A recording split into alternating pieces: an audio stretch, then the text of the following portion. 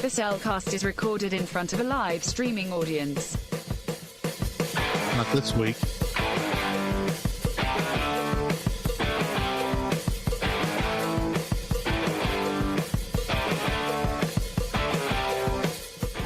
Hello and welcome to another episode of the Cellcast.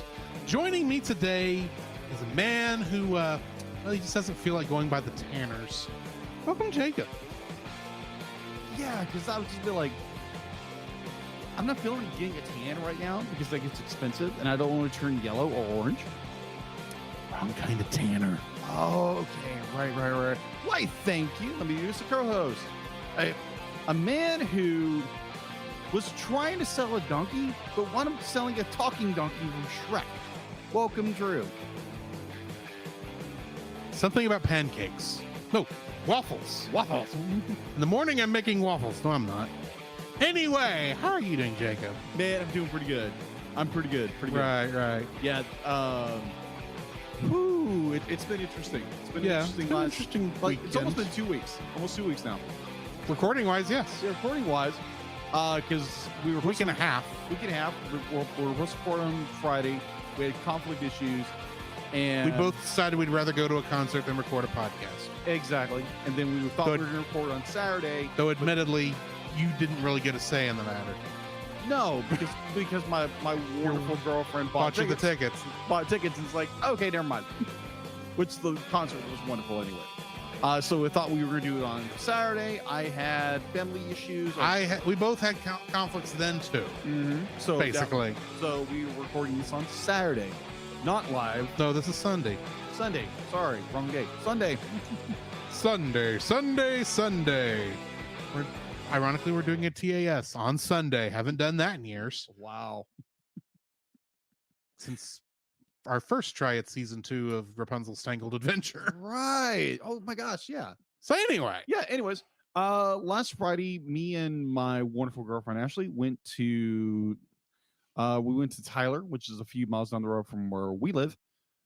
And we did a carriage ride. We went and saw It's a Wonderful Life in theaters. We ate at a very good restaurant in a downtown district. Mm-hmm. And then let's see, the week rolled by, and obviously for the conflict, we did. We were at a concert at at Green Acres Baptist Church. Mm-hmm. It had Danny Goki and Natalie Grant were the headliners. Mm-hmm. Which was a very good concert. Very, very good concert. I was expecting them to be like get two different sets from them, not a combined set. Yeah, which threw me off. Yeah, I found that very interesting. I mean, they would swap. When the headlining group ended, I looked down at my watch and saw that it was, an hour and a half had passed. Mm-hmm. So I'm thinking, man, this must be a long concert if they're all getting this much time to perform. And yet Natalie and Danny had a combined set. So it's like, oh, okay. Mm-hmm.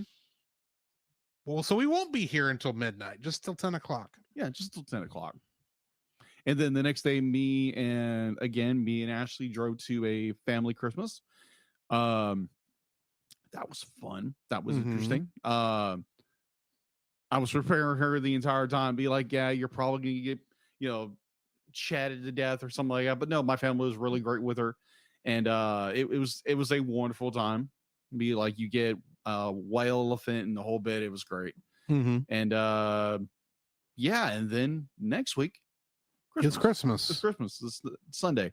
And then obviously we had church this morning. We're recording on a Sunday. Mm-hmm. And great service. I got asked if I wanted to do video. And so I did video this morning, which was great. Switcher or camera? Camera. Ah. I was doing camera 3 while you were on. I thought I saw you on camera 3. Yeah. But I wasn't sure because you're about the only person from our Sunday school class besides Dawn I could see. I wasn't sure it was you though because the camera was blocking your face, but true. I recognize the rest of your silhouette. Oh, okay. Gotcha. That's not creepy at all. No, it's not at all. No, it's not. Oh, me. But yeah, I'm looking forward to Christmas. Hope you guys are doing very well tonight or this afternoon. Whenever you're listening to this. So yeah, that has been my week and a half. How about you, Drew? It's been an interesting week. like you said, we did the concert Friday. Um, I was visiting my parents last weekend because Wednesday was my birthday. Yeah. You're not going to jump on that at all, are you? Happy belated birthday. I got distracted by my phone. I apologize. You waited till the 2 days after to wish me a I happy didn't realize it again. My apologies. I'm just giving you a hard time, dude, because it's fun. No, yeah, I am. I tell you how old I am, but I'm old enough I don't care anymore. So yeah, but other than that, I had a good week. Cool. Did get to guest on another podcast that's not out yet because I'm doing those Common Writer episodes with Nathan. Right. We did record another one yesterday, so keep an eye out for that when it comes out. I was told that you needed to listen to part of that episode of which Henchmen. Okay. The one about Common Writer. Oh, okay. You get mentioned. Oh boy. Okay, send me the link. Whenever it gets released. Whenever it gets dropped. Because that's just how that goes. So I think he's got enough podcasts to edit on his plate right now, and I'm not rushing him on anything. I gotcha. So I want to jump in there because I had a chance to listen to the episode we did with Nate on Monster Island Film Vault, which I hadn't listened to yet. And there is a certain segment that goes on in the episode where I think Nate in his be like didn't warn us what was going to happen, which was wise, which was very wise. But I found myself laughing the entire time because obviously Nate does Power Rangers. He plays Rito. He plays Rito on Power Rangers the audio which drama. would be like and Rito showed up in that episode of Monster Island Film Vault. Yes, and so called in anyway. He called in, and it was the funniest thing in the planet because you can hear in the background. I don't know why Nate didn't edit this or he told me. Oh, he did. He told me why he did that because he thought that our reactions were very natural and how he would have expected someone to react if Rito called. Okay, perfectly fine. But oh my gosh, be like I could hear myself giggling in the background. It was the fun. I was laughing while I was laughing. Which I don't know why we're acting like it wasn't like it was scripted or anything because it wasn't. I mean, we were there on Monster Island when all this was going on. Exactly. So, exactly. But that was, oh my gosh. That was just us laughing in the booth. That is true. That is so true. So yeah, apparently I'm going to need to listen to Henchmen whenever that episode comes out. Let's just say there's a connection to our talk about frogs. Oh, okay. There was a monster on there that was oh no, sorry, it was Canary Condor. That was the monster. Not Canary Condor. I did it again. Canary Cobra. That's even more confusing. It's half canary, half cobra. Yeah, that. And I don't want to spoil anything, but he just said no kisses. Oh no. Okay, I'm definitely gonna listen to that. So yeah, we'll get whenever that comes out. I don't know when he's gonna get because I don't think he's released the other one I'm in yet. But anyway, doesn't matter right now. But yeah, that was a good time yesterday, and of course I got to go visit some more family that's not blood related, but that's close enough. There might as well be family, fair kind of a thing. Yeah. We were doing that Christmas last night, and then of course church this morning, and I did not know we were singing this morning until about an hour beforehand when Don mentioned it in class. You didn't get the memo. I didn't get the memo. And one of those songs I don't know. Oh, that we did this morning. I did not know going into it, so I just kind of winged it. And I didn't. And the other ones that were not from the cantata that we did this morning. I did not have the music in front of me, so I didn't know when we were supposed to come in or out. I just kind of did what everyone else did. And I was the only tenor, so it's like, well, I could sing whatever tenor part I want. No one's going to know. So, yeah. Confession from a tenor. Confession from the only tenor this morning. True. So, yeah, that was fun. Anyway, yeah, Jacob, I have a question for you. Yes. What have you been watching? What have I been watching? Let me pull up my nice little pad here. And All right, so I think last week, like late last week, I watched Demolition Man on HBO Max. Mm-hmm. That is a silly movie. Yeah. If you haven't seen it, it's Sylvester Stallone and Wesley Snipes, and it's a funny film. It's very much it's more like a utopia fascist world. So dystopia. Not really dystopia. It's not dystopia. No, it's not dystopia. So it's a fascist utopia. It's a fascist utopia. Okay. Yeah. And then Those seem like oxymoronic terms, but go right ahead. Sylvester Stallone's character is cryogenically frozen for 40 years, and he's unfrozen in this time period. He was frozen today. Hey. So it's an interesting movie. It's very, very weird. It's a fun little film to watch, but it's very weird. And recently I'd started. Now, granted, I am a big history buff, and I love to understand the nuances of how things happen. Yeah. So just take that with a grain of salt. I'm a history nut, so you just take that in salt. I started watching on Netflix Hitler's Circle of Evil. It's a series. It came out a couple of years ago. Speaking of fascists. Yeah, speaking of fascists. Yeah, boot stompers. So I started watching that. I think I have it on. I found it for like $1.99 on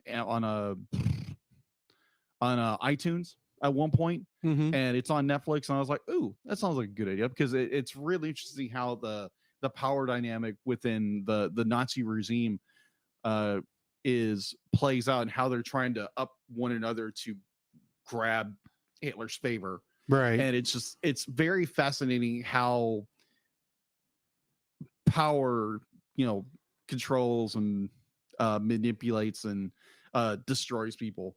And so I found that very fascinating, because they're trying to off each other at the exact same time. I just found that very fascinating as a amateur historian. Mm-hmm. So other than that, I was listening to Monster Island Film Vault, where we were on reviewing Mighty Morphin Power Rangers, the movie. That was a fun episode to listen to. Yeah, bravo, Nate. I'll know when I get there, because I'm 3 months behind. 2.5. 2.5. So I'm in October. I gotcha. And For reference, we're in December physically. I gotcha. That's how far behind in podcasts I am. Yeah, working on art. Other than that, that's all I've been doing, except listen to podcasts. We listen to what was it? I Hear Voices on the way to my family Christmas. That's very fun. That is Christy Carlson Romano and what's his name? Wow, I feel bad that I don't remember the other host's name. Ron. Yeah, the guy who played the guy who voiced Ron. Thank you very much. I don't remember his name either, but yeah, but we were listening to like 2 episodes of that. It's really, really good, insightful. If you want to understand the world of voiceovers and animation, the whole bit, they have done some amazing work with like very famous voice actors. Mm-hmm. And it's really worth watching. It's really worth listening to. You can watch them on Christy Carlson Romano's YouTube channel, and you can subscribe to wherever podcasts are. It's a really, really good podcast if you want to listen to something that is, animation, voice acting related. All right, so that is all I've been watching and listening to. What about you? Well, along with the 2 Kamen Rider episodes I watched, and of course the stuff for today's episode, whatever the term is there. Anyway, I've been watching some more Ultra Q. Okay. The Japanese kaiju Twilight Zone Outer Limits show that is technically the first series in the Ultraman series of television shows. Yeah. I watched like 10 episodes this week without even realizing it. Wow. Yeah. Monday night, when I was supposed to be editing the podcast, you got distracted. I got distracted and I watched like 8 episodes in one night. Wow. I kept thinking, man, I've got so much time today. It's just so weird. Yeah. And then the next day I texted you in a hurry, dude, I forgot to edit the podcast. Do you have album art or do I need to make it? And honestly, I was this close. I was this close to doing trying to sketch something together. But I was like, you know what? You just take the reign on that. And he did a really good job with it. It took some trial and error. Uh-huh. But like it's just photoshopping a lot of different photos together to look like it's none of that's is actually physical art I made. Yeah. Just a lot of stuff taken from elsewhere. The ship itself actually is from the show. Yeah. But I made it look like a Christmas ornament. Yeah. Very nice. With a little let's just say the ship was in peril. Yeah, I agree. if you just look for it. Yeah, just look for it. The art and so like if you spot it, let us know because it's really, really clever. Because honestly, I thought you just took a picture of one of your ornaments. Nope. I wish I could have thought of that, but no. Okay. Story time. Art story time. Okay. I was playing with it a little bit while I was playing with it pretty much. I had the idea of I tried a couple different things. I tried a couple different a couple different shots of it where, editing it out. And I just was not happy with anything I was getting. Finally, I did get something that was about the right angle. I found all the other parts I need and I sent what I came up with it separating everything to you. And you said that will work. And I was going to leave it at that. Yeah. And so I got to thinking. Every single one of the ones you did has had either either a character was in peril, because you like to work whatever movie we're watching with the Star Trek episode. Exactly. And the Polar Express, I thought, well, that's why I was bringing in the Christmas tree. That's where that element was from. Yeah. There's plenty of shots of Christmas trees in the Polar Express. Yeah. And I got to thinking about the ornaments, like how there's tons of Star Trek ornaments. Ironically, the Cerritos is not one of those. Really? They have not made a Cerritos ornament yet. So he's waiting for it. I will probably get Come it on, too. Hallmark. Well, I mean, even Mike McCann, the guy who makes the show, he sent a picture with like a bunch of the Star Trek ornaments, the Borg cube, the Romulan bird of prey, this one and this one, yes, and the Klingon bird of prey, which I don't have the ones the ones he had. Yeah, I don't know where that is. He had it situated on his tree, and it looked just like that one shot in the opening sequence. I mean, the crystalline entity is not there. There's no Pac-Led ships, but right. It's like, wow, that's clever. And he says, the Cerritos would look good right here, right where it is on the screen in the show. And he sent that to Hallmark. Oh, okay. On Twitter. Smart move. So I got to think, there wasn't a Cerritos one, but there's going to be one eventually. You can't just not have one at all. At some point. That's true. There's been ships that have shown up for 3 seconds on Star Trek that have ornaments, for crying out loud. But I just realized I don't think there's a Deep Space Nine ornament either, but there should be.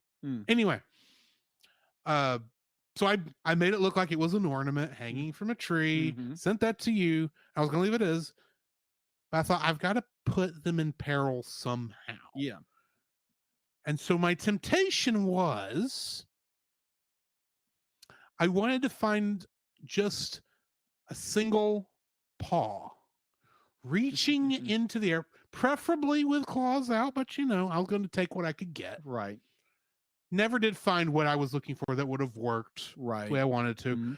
So I got one of those pictures of cats staring at Christmas trees for the first time in their lives. Kind of just set it back there somewhere. You'll just have to go find it. Yeah, it's fun.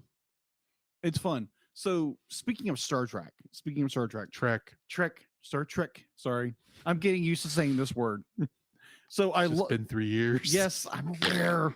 So I look up at the tree and I spot the USS Enterprise E.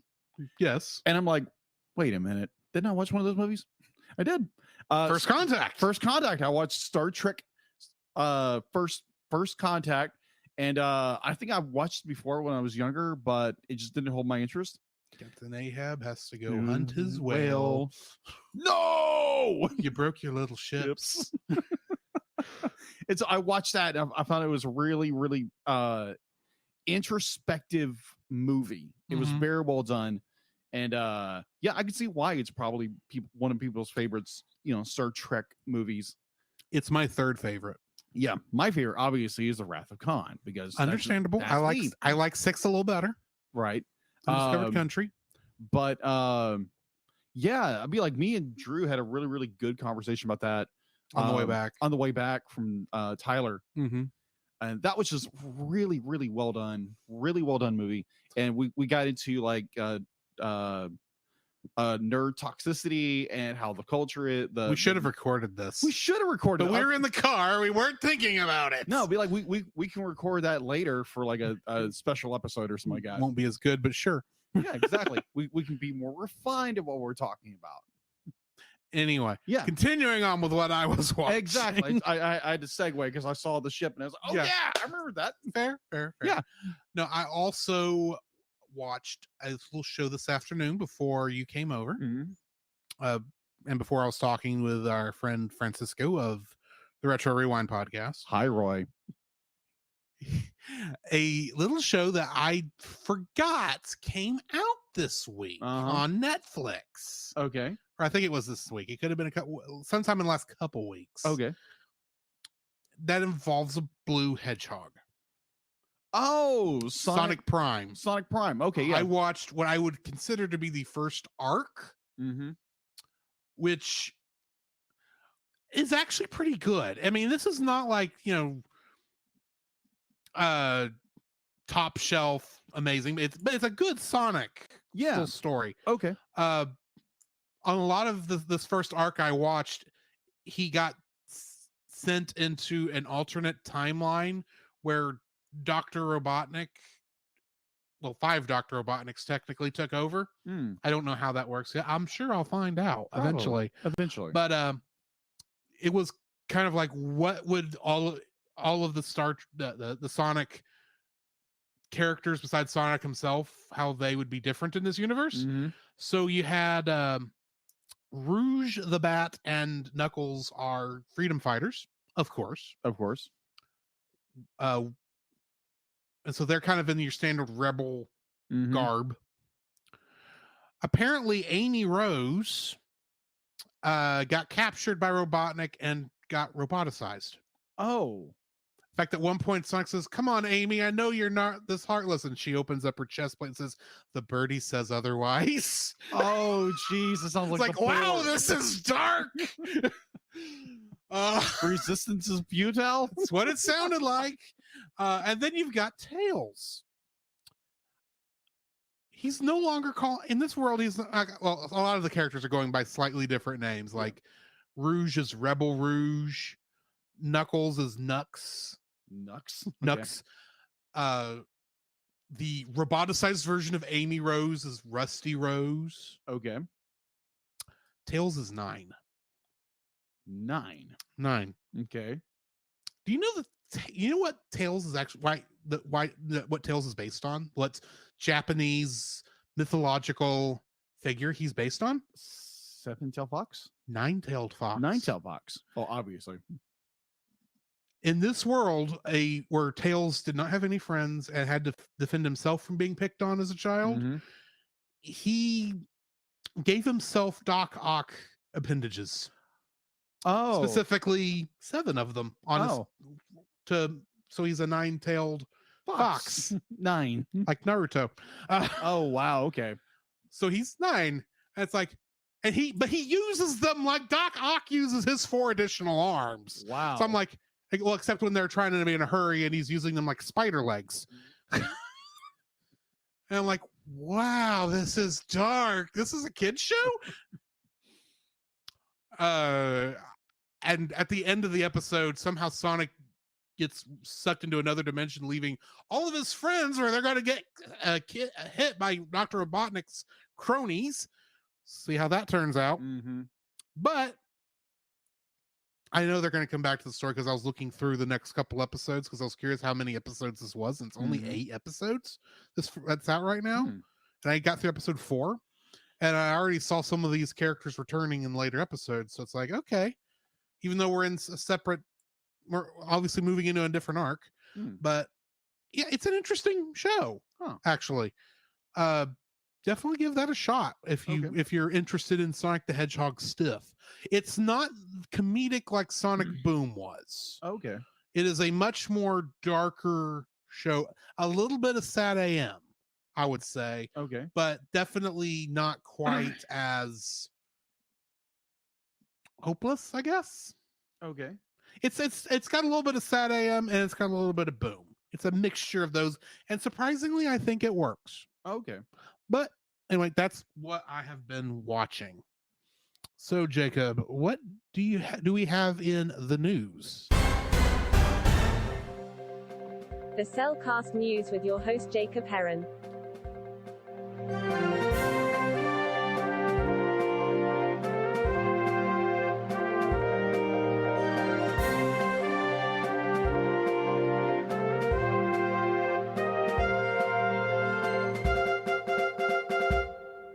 Why, thank you, D-Lit. So Studio Ghibli is coming out with a new film.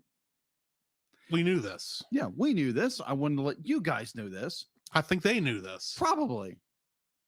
We're talking about the new Hayao Miyazaki film. Yeah, the new Hayao Miyazaki film. Because the man does not know how to retire. That is true. You can't keep a good artist down. He's been trying to retire since Kiki. That is true.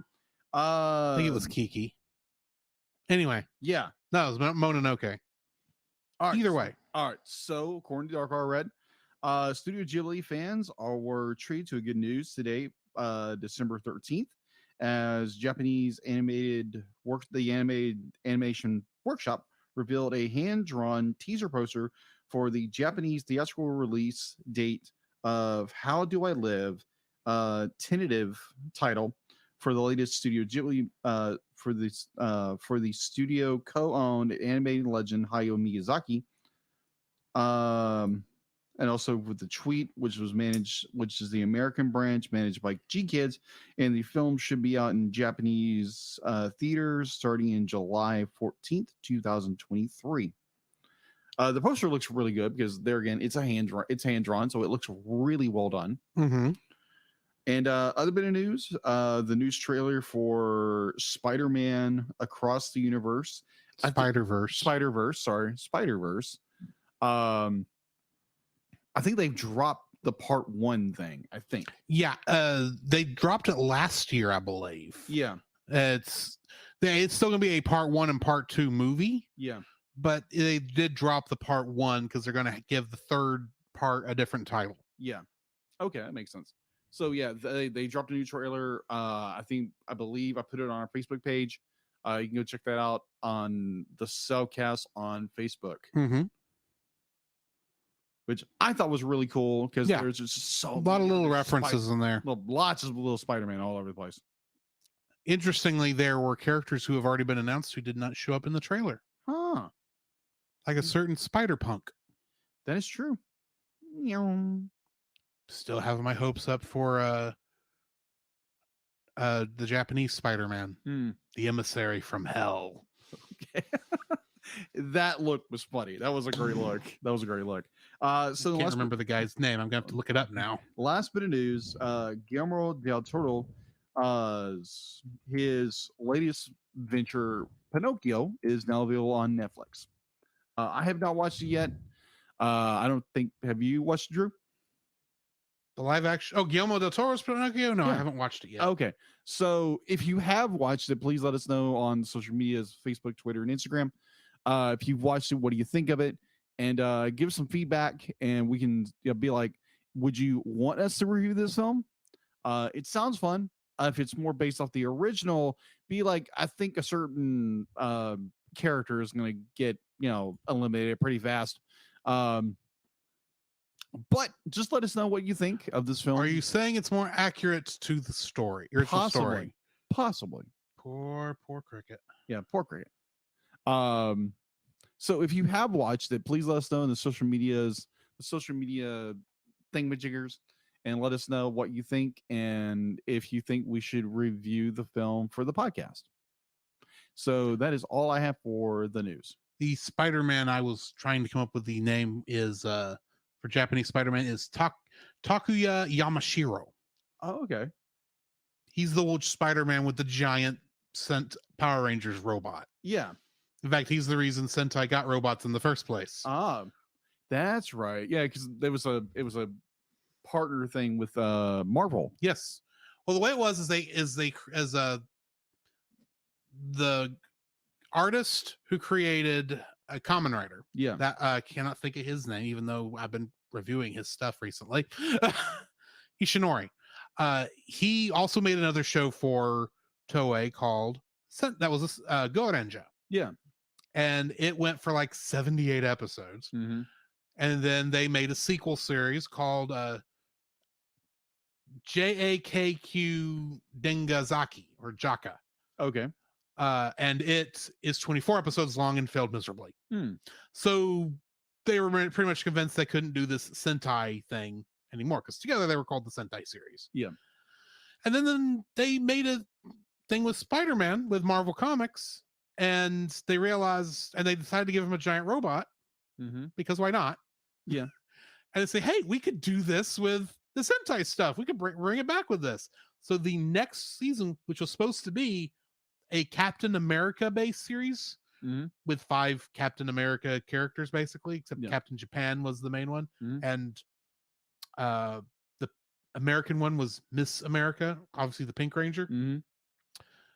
That's Battle Fever J, and that's the quote unquote beginning of the Super Sentai series. Okay. Because Marvel helps produce that show plus the next 2, which included villains from Thor and Incredible Hulk as the main villains. Really? Well, based on those. Based on them. Okay. And then Marvel pretty much just sold everything for the Sentai series back over to Toei because they were done making stuff over there. Got it. And now Japanese Spider-Man is half owned by both. Basically, Spider-Man IP is owned by Marvel. Everything original created for the show is owned by Toei, which means there better be some negotiating going on right now, Marvel. I want to see Leo Pardon. You got him in Spider-Verse, the comic book. I need him in Spider-Verse, the movie. Excuse me. Nerd rage over. Anyway, yes. That was the end of your news? That was the end of the news, unless you got something else. I do not. Let's jump into the spoiler-free section of our review of The Small One. Certified fresh and spoiler-free. Stop me if you've heard this one. I originally watched this on a bootleg VHS that my grandpa recorded off Disney Channel for me. This was the first thing on that VHS. It was immediately followed by another short we'll have to do at some point called Banjo the Woodpile Cat. Yeah. That's kind of done in the same thing. Don Bluth thing. Which is another Don Bluth thing. Although technically I think it was made before this. And he's not the director. He's just the animation director, which is different. Yeah.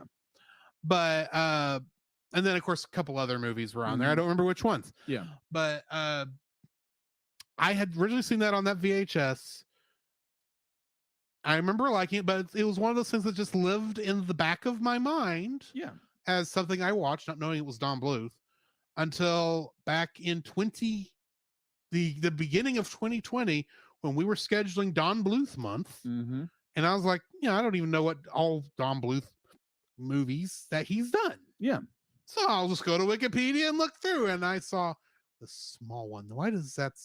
Oh, I remember this. That was him? Okay. I'll have to file that away for us to do later. And today is later. Exactly. We finally got to it. We're finally getting to it. So I remember liking this, but I remember so very little going into this.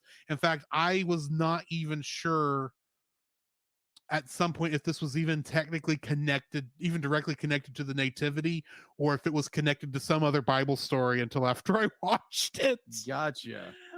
I thought this for a hot second. I was thinking, is this the donkey that would get sold to Balaam that would talk to him later on? because I just couldn't think. I was like, Right. I think this is Christmas related, but really with Disney, you never know. And especially since this is like the only adaptation of this is the closest adaptation to anything actually Christian Yeah. that Disney has ever done. Yeah. Your other choices are The Hunchback of Notre Dame, which is not based on anything in the Bible, No. and Night on Bald Mountain. Very true. So yeah. I was very happy to watch this Monday and realize, okay, this is Christian. I'm looking forward to doing this review. So yeah. I watched this. This is what I watched before I watched all those episodes of Ultra Q. So yeah, I enjoyed it. I think anyone could enjoy this. It's a nice little, simple, heartwarming story. Yeah, with a agree. little bit of tension at one point. Yeah. A lot sooner than I expected it, to be honest. But yeah, I enjoyed this thing. Yeah. What are your thoughts? My thoughts, this isn't the first time watching this. I'd never heard of it growing up. Because I think it came in that very awkward time between the late 70s and the 80s where it was a late 70s production. Yeah, it's late 70s production. I never heard of it until recently, and I can't remember. Did you put it on there or I did? I put it on the list. You put it on the list. That's it was right. actually one of the first things I ended up putting on the list. Okay, yeah, that's right. So for Christmas. This was a treat. This was a very cool, very inspiring, hopeful in a way, kind of little short that has a lot of heart behind it, and it's a very wonderful, sweet little short that I would recommend everybody go watch. Christian or not, it's a very wonderful little piece, and it does have a lot of some very it pulls right into the nativity as it ending. And yeah, we'll get into this movie when we get into the spoiler section. But this is a sweet little film, and I really enjoy it. It's got a lot of heart behind it, a lot of passion, and I really wish because Disney then would kind of spiral into the 80s, and then kind of come out on the backside of the 90s. But this was I think it's kind of it's a hidden gem. Yeah, that most people don't know about. You can watch it on Disney Plus. So if you're subscribed to Disney Plus, go watch it. It's a great little film, and it's perfect for Christmas. Even though that there is actually in the version we watched a bit of unnecessary censorship. I agree with you. We will get to that in the spoiler section. Yes, of our review. But for now, why don't we go ahead and hear from our sponsors, and we will talk about spoilers on the other side. Yeah.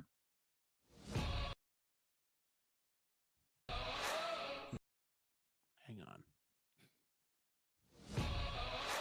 This podcast is a proud member of Culture Box. Whether you enjoy geeky reviews, comedy, or original fiction, you can open up the Culture Box and find something excellent for your soul. Point your web browser to culturebox.media. This week, we suggest checking out Geek Devotions. Geek Devotions is a collaboration of devoted geeks that are devoted to letting people know that they are loved. They are not just a podcast. They are an entire network of shows, podcasts, and YouTube videos that are designed to encourage and challenge people in the geek community, bridging the gap between their faith and their geekdoms. They produce a weekly geek culture-infused devotional. There is their podcast, Com Talk. There's another podcast where they read books, allegedly. There's also another podcast where they look through the Gundam Watch. And if you like movies, just like we do, you can check out them reviewing bad movies over at the bottom shelf. So you can find all their content and more at geekdevotions.com. The Cellcast would like to thank the following patrons: Josh Adams, Ashley Ruiz, Book of Gaming. And Get your name PaulJPirates.com. on the show, plus uncut episodes, early access to the Cellcast Plus reviews, and special art from Jacob. Please donate to us on Patreon.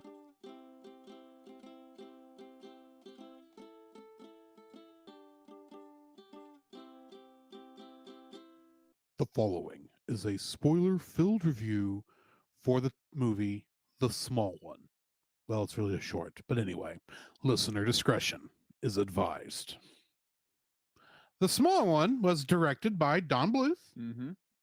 and he's directed a lot of things we've actually talked about. So go Yeah. check out Anastasia or Rockadoodle or Land Before Time or the First American Tale, not the Mhm. other ones. Yeah. And a couple other things. Go check out those. Yeah.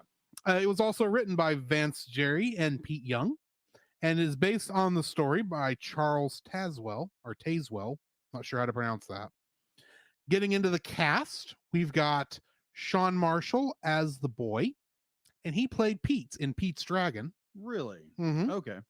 William Woodson, who played the Tanner, and he has done tons of trailer announcer positions. Like, he's not the one that's in a world. He's not that guy. He's not the voice. One of the trailers. other trailer guys. Yeah. That does a lot of that stuff. A lot of the Disney stuff from this era too. Olin Soul played the father, and in the television series Super Friends, he was both Batman and Jonathan Kent. Really? Yeah. Huh. Cool. Hal Smith was the auctioneer, and in DuckTales, he played Gyro Gearloose. Cool. Joe Higgins, who was the guard, played a character named Sheriff Chuck Bevins in Sigmund and the Sea Monsters. I have no idea what this is, but it's like, Never heard this of is interesting. This sounds Cool. interesting. So Gordon Jump played Joseph. And in the television series WKRP in Cincinnati, he played Arthur Carlson, the head of the radio station in that show. He's the one in the famous Thanksgiving episode who said, "As God is my witness, I thought turkeys could fly." Okay. Never heard of this. You need to watch this show, at least Okay. that episode. Okay. I'll make you watch that eventually. Okay. Clarence Nash was the voice of Small One, and he's the original Donald Duck. The original Donald Duck. Really? I double checked. Oh, okay. Nice. Thurl Ravenscroft voiced the Potter in the Merchant song, and he was the original Tony the Tiger. Hey. And Ken Sansom, who played the baker, played Inspector Jamal in The Chipmunk Adventure. Oh my gosh. Go back and listen to that episode or watch it. whatever. Yes. Oh my gosh. Plenty of you have downloaded that episode. Yes. Oh my Please gosh. just listen to it. Thank you. Thank you. You want to make a guess how many Kingdom Hearts connections I have this week? 1. Close. 5. No. Okay. 2. 2. Okay. First, the easy one. Ken Sansom, who was the baker, Mhm. played Rabbit in Kingdom Hearts 2. Okay. He's actually played the voice of Rabbit a lot. Okay. Like a lot. It took me a while to find something he was in that wasn't Rabbit in the 80s and 90s. And then John Pomeroy, who was the animation director for both the Donkey and Joseph, Okay. he did 2D character art for Kingdom Hearts. Really? And that's my Kingdom Hearts connections Okay. and cast list. So what do we got in info and stuff? All right. Info and stuff. All right. So IMDb, it has a 7.6 out of 10. It's available on Disney Plus. You just subscribe to Disney Plus. Interestingly, if you want a copy of this, it's on VHS. You can go to Macari. I think it's Macari. Yeah, it's like a like eBay. It's like Yeah. eBay. You can And the purchase them. VHS version will be the original version. Yeah, the original version for like $10. Yeah. Not bad. No unnecessary censorship. Yeah. If you want the original uncut, there you go. We'll get to that in a minute. Yeah, we'll get there in a minute.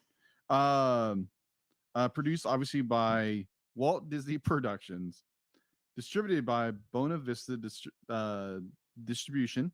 Its release date was December 16th, 1978, with the re-release of Pinocchio. Makes sense. Yeah, Donkey in the short, tons of donkeys at the end of that movie. Gosh, that movie. Be like, if you have not watched our review watched or listened to our review Pinocchio, go listen to that. I think it's very well done. Mhm. And yeah, go get that lesson wherever you listen to podcasts or watch it on YouTube. Yeah. Let's see. Home release. I'm gonna skip a part for you can get into that with trivia. Home release on September 27th, 2005, Disney released the small one for the first time in Region 1, which that would have been... That's America. That's America, thank you. On DVD, that's America. Yeah, on DVD as part of Walt Disney's Classics cartoon featuring Volume 9, Classic Holiday Stories. The DVD also featured Mickey's Christmas Carol of 1982, Pluto's Christmas Tree from 1952. The short was edited into two pieces two places. So I'll let you get into that later. The short was also same song, right? Huh? Two places in the same song. Yeah, same song and one little. If you don't bring it up, I'll bring it up. Okay. And when you get into that, because I know the point. I know the song. I don't know the other edit. Yeah, there's a slight edit in towards the end. The short was also featured on the DVD Walt Disney Animation Collection, Classic Short Films, Volume 7, Mickey's Christmas Carol, released on September 29th, 2009, also released in Region 2 on DVD. Walt Disney Presents Countdown to Christmas. This title was also made available on streaming and download in the digital format. It's also available on Disney Plus, where we watched it. Right. So getting into the story on this. In the Galilean countryside near the city of Nazareth, which this doesn't actually bother to tell you that at the beginning, just let you know, a young boy and his father own 4 donkeys. One donkey, small one, is so old and weak he cannot adequately do his job of carrying the wood collected by the boy's father. The boy loads small one with the small sticks and helps him to carry them. One evening, the boy's father says that he has to sell small one because he cannot do enough work to cover the cost of his care. Devastated by the news, the boy volunteers to take the donkey to be sold so that he can try to find him a kind master. The father agrees and tells him that he has to sell him for 1 piece of silver. The next morning, the boy takes small one to the market. At first, they are tricked into visiting the local tanner by a guard at the city gates. Terrified, they run out of the shop when they discover he only wants the donkey's hide. As they wander the streets looking for a buyer, they encounter several townspeople, shop owners, and merchants, none of whom want to buy. At last, the boy leads small one onto the stage at a horse auction. The auctioneer has no interest in selling a scrawny donkey, which causes the boy to insist that small one is good enough to be in a king's stable. This prompts the auctioneer and the crowd to laugh and poke fun. When the auctioneer attempts to sit on small one, shoving the boy out of the way, small one rouses the strength to buck and kick the auctioneer off him, sending him crashing into the stage and knocking it over. The boy and small one run away and sit at a street corner hopelessly weeping. At this moment, a kind man comes up to the boy and asks if small one is for sale. He needs a gentle donkey to carry his wife to Bethlehem, insists he will take good care of him, and offers 1 piece of silver. The boy accepts, saying goodbye to small one, and watches as the couple and small one leave on their journey as a bright star appears in the sky. Mm-hmm. Getting into the trivia for this short was Don Bluth's last involvement with Disney. Mm-hmm. Featuring a Christian-themed story and Jewish characters, the latter being a first for Disney animation, this is one of the studio's few animated films to deal with religion. This was the directorial debut for Don Bluth, and it was Sean Marshall's last theatrical film. Okay. The song, the three merchants sing, called The Merchant Song, Mm-hmm. has had a lyric change. Mm-hmm. The lyric, "We never, never fail when we go to make a sale. We simply cheat a little if we must," was changed to, We never fail when we go to make a sale. We work a little harder if we must. The reason for these edits is not known, but it may have to do with the merchants being Arab stereotypes. What was the other edit you mentioned? The other edit, the star at the end was given more lines to seem less like a cross. Shame. And it's this edited version that is on Disney Plus. So that brings me to the end of the trivia for this. What's your first like for this? My first like,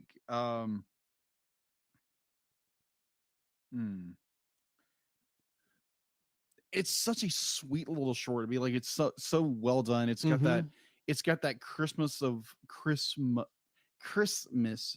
saying the wrong word.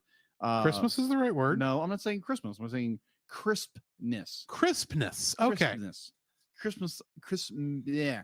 I'm going to say this word wrong. I apologize. Crispness is the word you're trying to say. Crispness. Oh, there again. Crispy. Yeah. No, crispy sounds worse. Yeah. It's got the crunchy flavor of old. Good night, sweet niblets. I just recently figured out where you got the word sweet niblets from, and now I don't remember what it is. Oh, I'll tell you after. I recently caught it in something. I go, this is where he got that from, and now I don't remember what it was. Oh yeah, I'll tell you after broadcast. So it's got that. It harkens back to like the older Disneys, but being something that is that. I don't know if Don Bluth was the director of this, but Walt Disney would have done. But it has that air of. Oh yeah, now I remember where you got it from. Moving on. Yeah, there we go. Sorry. Yeah. You think? You and your Hannah Montana. But anyway. Okay, Pony Boy. Moving on. But yeah, just this was a wonderful, sweet little short that I think everybody needs to go watch. It's wonderful, it's sweet, it's just like everything you want in a nice little story. And yeah, so if you are interested, please go watch Sundays Plus. It's great. What's your number one? I like how this is still an original story, but that it is directly connected to the nativity. Mm-hmm. And at the same time, it's not really. A lot of times when you're dealing with Christian media with a Christian theme, they get stuff wrong. Now, granted, this is still fictional. Yeah. You know this going into it. Yeah. But I like that it nothing that's really said here is heretical. No, it's not. They go almost out of their way to not specify things, like the fact that who the buyer, the eventual buyer of Small One, is Joseph, is never actually, his name is never actually said. It's implied that it's Joseph, and you see a couple shots at the very end as they're heading towards Bethlehem, which admittedly the star wouldn't be there yet because Jesus isn't born yet. Yeah, well, I thought he had mentioned his name, that his name was Joseph. I don't think he did. He certainly didn't mention Mary. Yeah. And at no point does it ever say they're in Nazareth. He does say they're going to Bethlehem, but that's it. Yeah. So, I mean, there's a lot of implication of what this story is connected to. Right. But it's never like thrown in your face. It's just you wouldn't even know it was a Christian thing really for the most part, except for there's a couple lines in the opening song where it says God made it that way, about how there's always a place for the small one. Yeah. So it's like that's just very interesting to me. Yeah. That's like they walked a very tight rope where obviously Disney being what it is, especially at this era where it was not quite I mean, is this coming This is like right at the Jesus movement, I think. The Jesus movement would have been, oh my gosh, that This would is have been, around that time. yeah, it would have been the late 70s. Yeah, which is when this would have come out. So maybe that's part of the reason why they felt they could do it without really breaking without alienating anybody, I guess, from their point of view.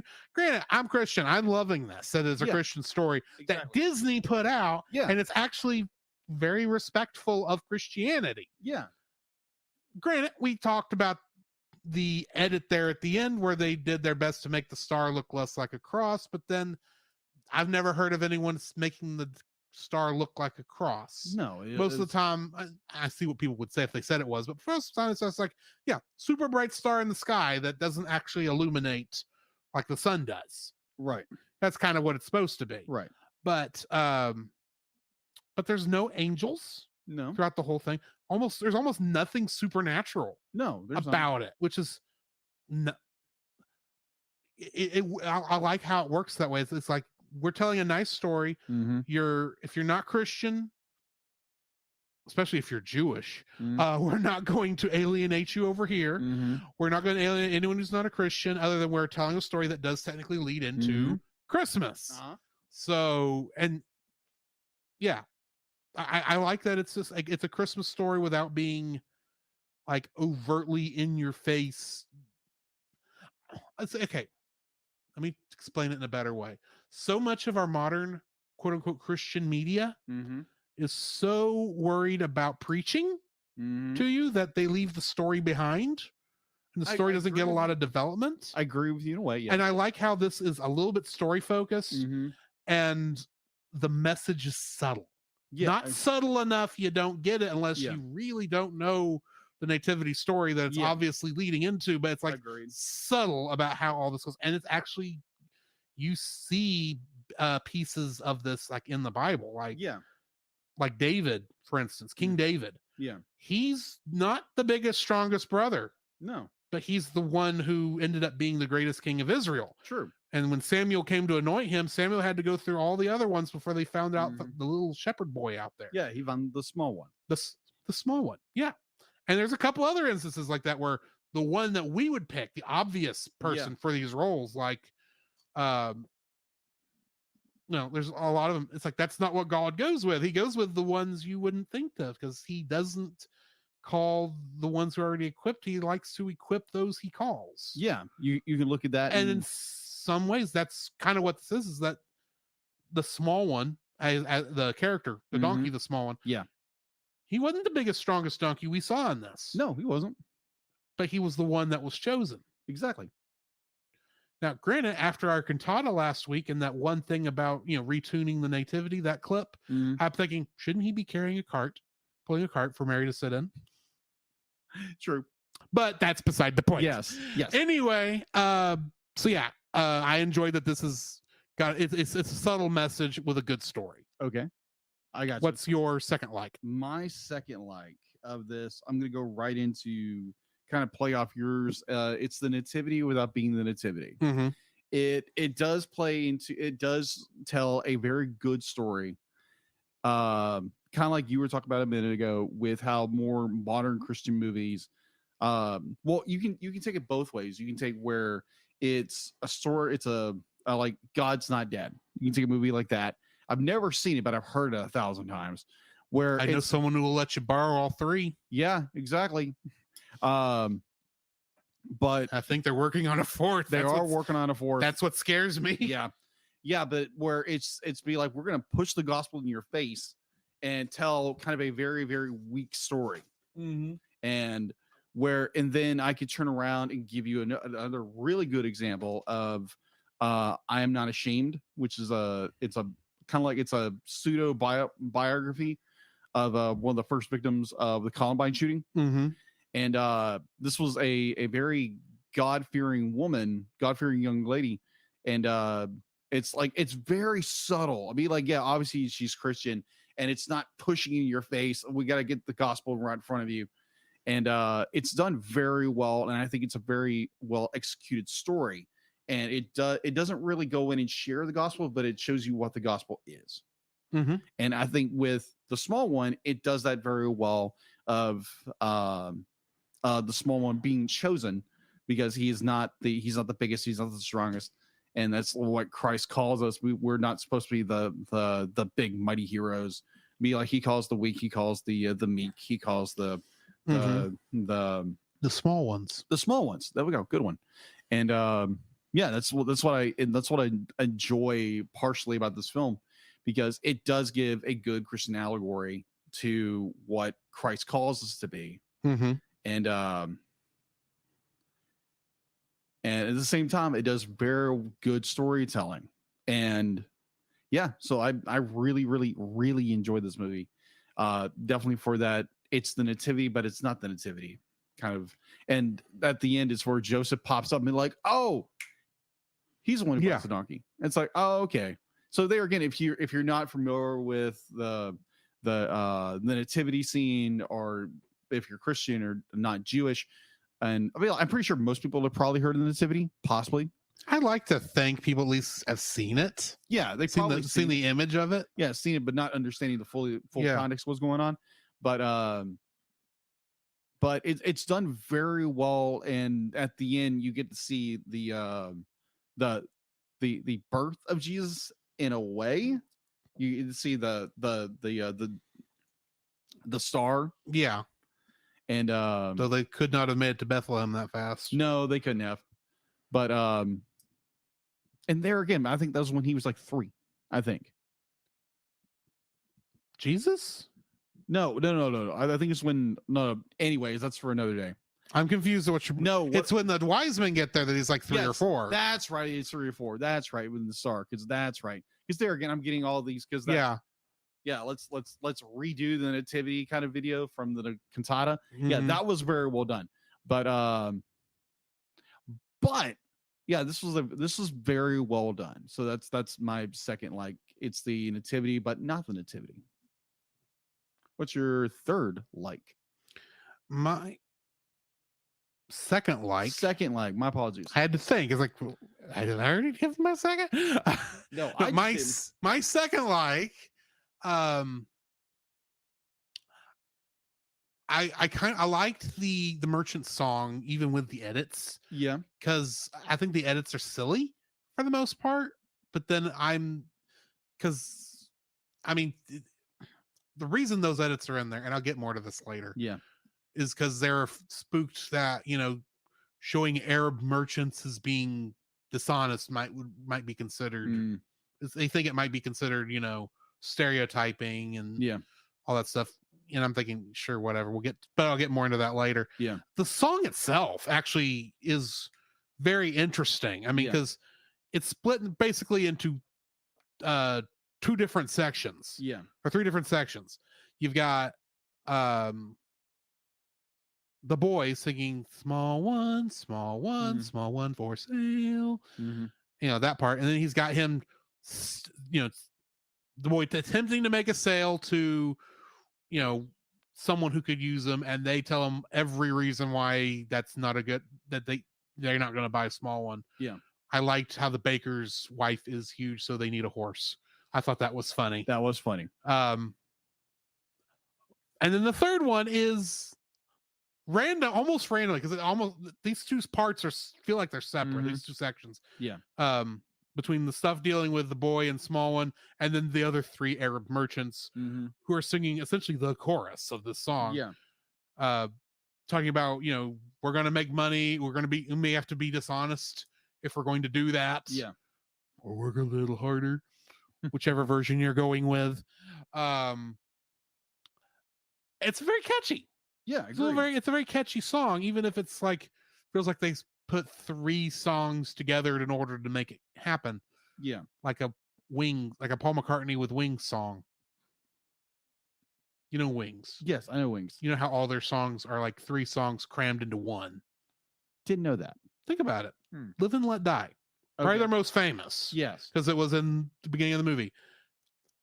That one's really more 2, but a lot of them are 3. Where it's got this slow part, and then bum bum bum bum bum bum. Yeah. Bum bum. Yeah. Yeah. It's kind of got that kind of feel to it, except there's 3 different versions. There's 3 parts instead of 2. Okay. Yeah. Like 3 songs crammed into one song. is what I'm saying. But it's still an interesting song. So Cool. what's your third like? My third would be the Tanner scene of when Yeah. the boy gets I like how subtle that is too. yeah, it's very subtle. You don't even realize where he is until he realizes where he is. Yeah, the point where like the boy comes into the city and he's met by a Roman centurion, a guard. He's like, "Oh yeah, go here," and he's chuckling like, "Oh no, what's going to happen here?" Mhm. And be like, it's actually kind of a terror. I'd be like, if like contextually, it's a terrifying little scene where be like the boy comes in there and then he start that stark revelation. It's like, oh crap, this is what's going on. Yeah. And it's like, no, I don't want the donkey. I just want his hide. And the boy and the donkey go scrambling out of there. Mhm. And that animation is beautiful. It's Yeah. that sense of terror and dread. Like all of it's so well done animation wise. In the store, in the little beat there, and it's like the entire time the boy is trying to sell, the small one, and it's just like getting rejected over and over and over again. But that one scene where they're running and they're running from the Tanner spot, and it's just so well done, like animation wise, and that those little beats here and there for how they created the tension, and it's just so well done. So yeah, it's my third. I'm going to jump on that with my third one. Okay. And it's because, like I said, you don't even realize where you are when you enter that thing. Because when you come in, for one thing, this is like, in this 30-minute short, this is like the 10-minute mark. Yeah. You're nowhere near the climax of the story. At least you wouldn't think you would be. And we come into town. The guard tells them, if you really want to sell the donkey, go over here. My friend will buy it off you. He's always looking for fine animals like this one. Uh-huh. Or for animals like this one, he says. And you go in there, and it's like, it's calm. It's like, this is an odd place, but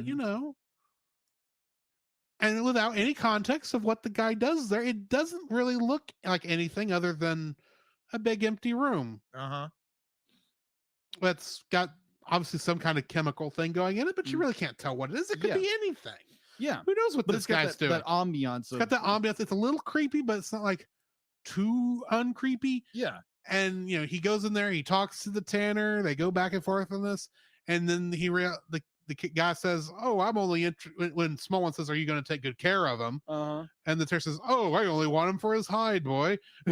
Yeah, you sort of, and they all of a sudden, I'm a Tanner, and they suddenly realize where they are, and it's like, congratulations, your first step into town was into hell, or hell for this donkey.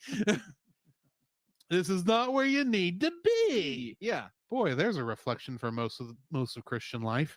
You walk into a place you're not supposed to be in. That's not where God told you to go. Yeah. You're listening to the world. That's why you end up in the Tanners. Yeah, that is a good analogy with the fact that like when you fall into, like, I'm not saying like the boy in the that would have been the easy sell. Yeah. He would have been done and could have been walking back home if he sold the small one to that guy. Yeah. Very easily, but no, be like he had too much love and compassion for this donkey. Like he didn't want to. He wanted the donkey. He wanted the small one to go to a loving master. And then he goes and continues looking for that master throughout the film. But that 1 minute where you're in there, it's like, because it doesn't even look like anything to us. Yeah, mostly because we're 2,000 years later, and a lot of us don't have any context for what a Tanner's place would look like. Yeah. So it's like, this is just a weird little place. And all of a sudden, I'm a Tanner boy, and you realize, oh, that's why there's all these things we're seeing around here are skins. This is not just some rich guy's place. This is the guy who makes the skins for the rich man. Yeah. Okay, get out of there, boy. Get out of there. Yeah. Oh my gosh, yeah. So yeah, and you can't tell me that they didn't reuse some of the donkey animation from Pinocchio. No, Small One, especially in that scene, because I saw what's the kid that was in there with Pinocchio? I'm gonna call him Jack, but it's probably not. Whatever his name is, that he gets that terror look in his eye in donkey form. That's the same look Small One had. Oh yeah. They definitely reused that animation. They reused that animation. It's like, okay. Yeah, that's the way animation I'd reuse. Exactly. Definitely during that time period. It's not often you have ready-made animation No. for that type of sequence. Exactly. To base yours off of. Exactly. When Disney had almost no money to animate anything. True. So I wanted to jump off your last one when it was the song and the Clink, clink, clink, clink. The with the money in the bank. Yeah, the Money in the Bank song. Because people say like, oh, love the it's story. stereotypes. Well, I want to use go with because there again, no offense to anybody. This is not an offensive thing I'm going to say, and because it's going with the stereotype, which is wrong. Of like the Jewish businessman always out for money or something like that. Mm-hmm. So the one watching that scene, I'm thinking like, it's like, no, they're in a Jewish city, so they're probably Jewish. So and they're using that stereotype that Jews are very big about money, and that was my thought. That was my thought on that scene. And if you're watching the one on Disney Plus and you don't know that they changed that lyric, it sounds like, oh, they're just businessmen. Yeah, they're just businessmen. They're not evil. No, you need to make sure you know these guys are not the people he needs to sell it to either. Exactly. And that the auctioneer that they're sending him to is not going to be helpful either. No. Although, interesting point. The donkey belongs in a king's stable. Yes, I love that part. That is such subtle foreshadowing of how this is going to end. Yeah, so I'm watching when he says be like, oh, fit for a king's stable. Ha ha ha ha. I was like, oh yeah. We're talking about another king. Different king. Not this isn't Herod. No. Not that they mention Herod in this. No, they don't. It's not Herod's stable. No. You people are going to regret laughing at this. Yeah. At the king's steed. Anyway, I can just see now. Granted, this is not biblical. This is not theology whatsoever. Yeah. I can almost see this little gag of where Jesus walks up being like he's in his 30s and he runs into this guy. He's laughing. Be like, it's like, oh, do you want a fine steed or a donkey? It's like, no, you made fun of my donkey when I was when I was not even born yet. When I was before I was born. So yeah, and probably the merchant. Jesus wouldn't do that. No, he probably wouldn't. Wait till Judgment Day. Yeah, wait till Judgment Day. It's like, you picked on my donkey. It's like, wait, what? You were unkind to an animal I had chosen. Yeah, I had chosen. No, you're just unkind to the boy who was just trying to get enough to take care of one of his possessions and treat it with respect. That's really what's more what it that is true. That is so true. But anyway. Yeah, anyways. What is your third? I already gave my third. Did you? I jumped off yours for my third. Okay, then. Because it was the Tanner scene. Yeah. And then I also brought up, kind of as a bonus thing, the subtle foreshadowing of the donkey belonging in a king's stable. So very true. We got dislikes to do, my friend. Dislikes. Okay. What's your first dislike? My first dislike. Come on, Pad. Work with me here. All right. So she says your iPad is also a small one and you should treat it with respect. Too true. Touche, Deedlet. Touche. Yeah. No, I'm not touching that with a 10-foot pole. Oh gosh. We don't need another data discussion going on here about whether or not it's a sentient being. That is true. So true. I didn't say you weren't sentient, Deedlet. Yeah, don't get her mad. Come on, dude. Moving on before we get into trouble here. What is your first dislike? Moving right along. Do-do-doom. All right. I would say, granted, this is more of a nitpick with the slight edits they did this short. Granted, I can understand why they did it, but I don't completely understand. I mean, like, I understand where you're trying not to be like, you're trying to be sensitive. I get it. But editing, it'd be like the way they do the star and they put more lines into it to make it not so obvious it's a cross, but obviously you could tell it looks more like a cross. But it still looks like the Star of Bethlehem. Exactly. About what, 6 months, at least 2 or 3 months early? Yeah. Because I don't know how long it takes to get across the from Nazareth to Bethlehem, and that before for the census. But Yeah. I suspect that star is a little early because it probably shouldn't show up until they're in Bethlehem. Sure. And even then, that star was not for the shepherds. No. That star was for the wise men. True. And they don't show up for 3 more years. So yeah, Disney, here's just a better idea. Come up with a better visual image than the Star of Bethlehem that's not even supposed to be there in the first place. Pedantic I am. Moving on. Theological nerd. I just know things. Yes. I just know things. I can't say I'm not the same way because I do the exact same thing all the time. It's like, well, no, theologically that's the way it goes, but okay. And that's not one of those things that a lot of theologians will fight you over either. No. We're not talking about election versus predestination versus first free tier, will first or tier, second tier, third tier. right. This is not the second tier things. This is like we all know how the story goes because the Bible spells it out. And guess what? The Star of Bethlehem is not show up this early. Yeah.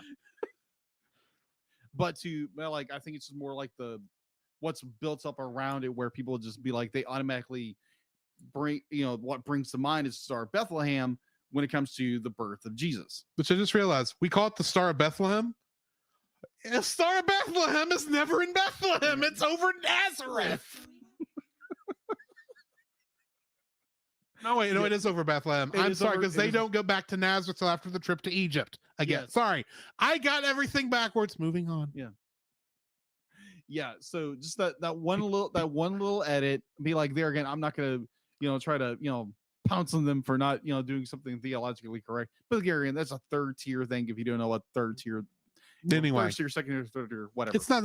It's nothing really. No one's gonna fight you over this. No. There'll be people who very nicely will correct you, but no one's gonna kill you over it. Yeah, unless they're cage stage Calvinists. But moving on. Oh gosh. Yeah, moving right along. Dig-a-doom.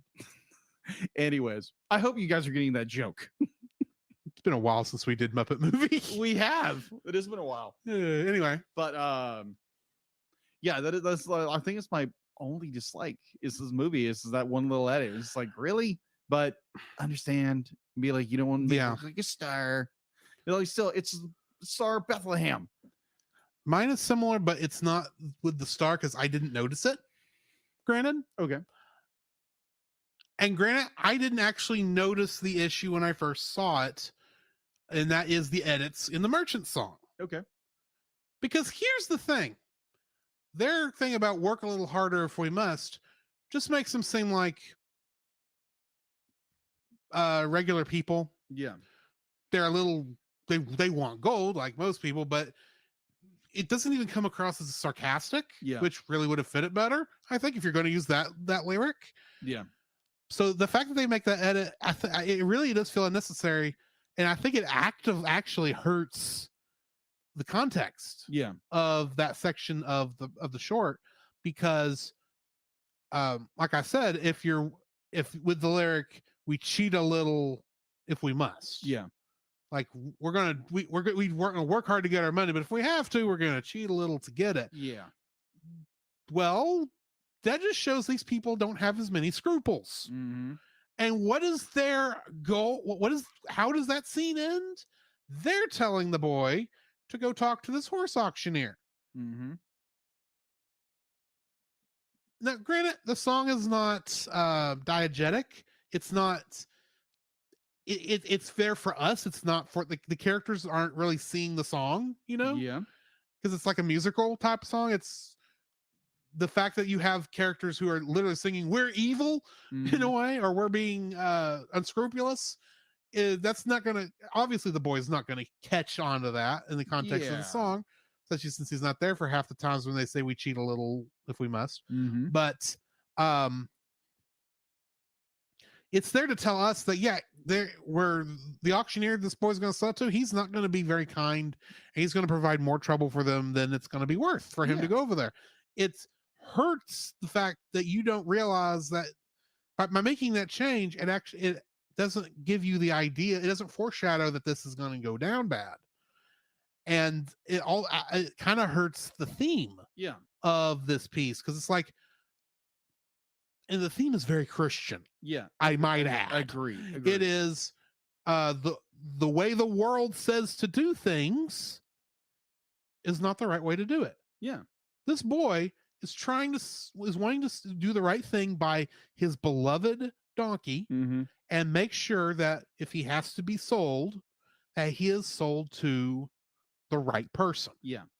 The tanner is just going to kill him. Yeah. If he'd have sold the donkey to the tanner, that would have been the easiest thing the boy could have done.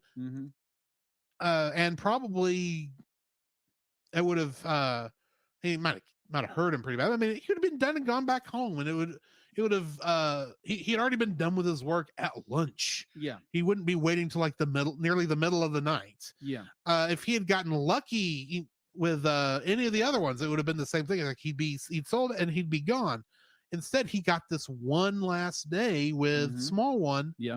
And the right person to buy the donkey didn't come by till the twilight hours. Yeah. It came when it was the right time for the right person to purchase the donkey, so that essentially Mary and Joseph, yes, will be able to get to Bethlehem without, causing an issue for the pregnancy. Yes. It was the right thing at the right time. Yeah, very true. And so for this short bit, this little boy is the hero of his story. And so, I mean, like, it's just, where was I going with that? It's a nice Christian, because they have this nice Christian theme in there. Yeah. You actually do still have to show the world being, quote unquote, not doing the right thing for you, because they don't care about you. Yeah. They care about themselves.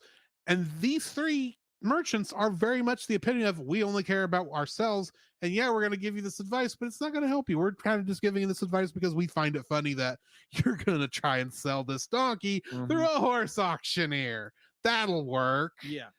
And the boy doesn't recognize they're not being serious, that they're being, mean about it. Yeah.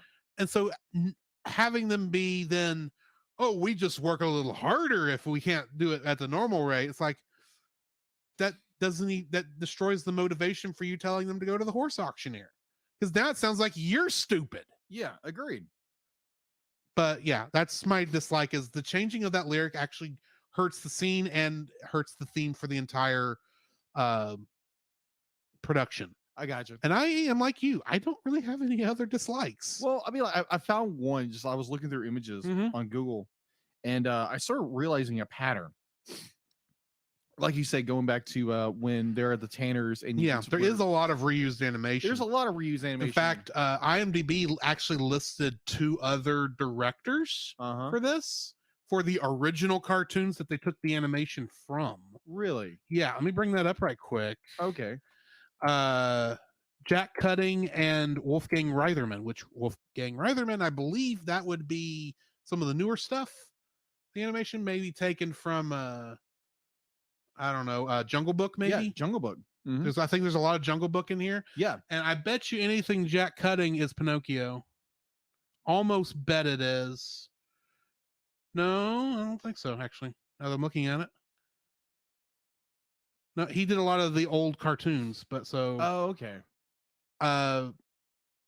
Yeah.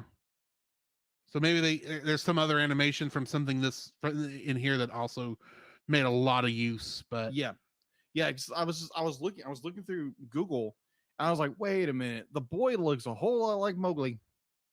Like, yeah, like, except be like, he's wearing a shirt and he's got a little headband, and that's about it. And I'm like, just looking, like, remembering going through the short, I was like, that's a lot. This is like deja vu watching the Jungle Book. Yeah. And Robin Hood. Yeah, Robin Hood a lot, because Little John is basically Baloo but with brown hair instead of dark hair. That is true. So, the little boy definitely is modeled after Mowgli, and there's a lot of animation scenes where it's very, very much they pulled from those animations. But when you're making something on the cheap, that is true. and this is one of Don Bluth's earliest films. I mean, he had some practice before this with actually doing animation stuff, but I mean, this was one of the projects they made to give new people time to work on it. True. To learn how to animate. Yeah. From what I read. Yeah. And also that was the period when they were doing that. Mm-hmm. And that was one of the reasons Don Bluth left. Right. One of the reasons. But yeah, I noticed that and it was like, you know what? I feel like that's a good point to bring up. But yeah, that's my second and final dislike. Well, then why don't we go ahead and jump into our ratings for this? Yeah. I'm giving it an 8. You're giving it an 8. It's a fun little short. Okay. I can't believe it's 30 minutes long and it got shown in front of a theater and no one complained, like when the Frozen short played in front of Coco. Yeah. But that was a different time. It was a different time period, yeah. Right. This is a fun little short. It has a great Christmas message. And in a way, it doesn't really come right out and tell the gospel, but it's got a very nice message about, the small, almost kind of a Christian gospel message, but not quite. Yeah, it's a fun little. It's just a fun little story and a good story to watch before Christmas. Yeah, completely agree. I'm gonna give it.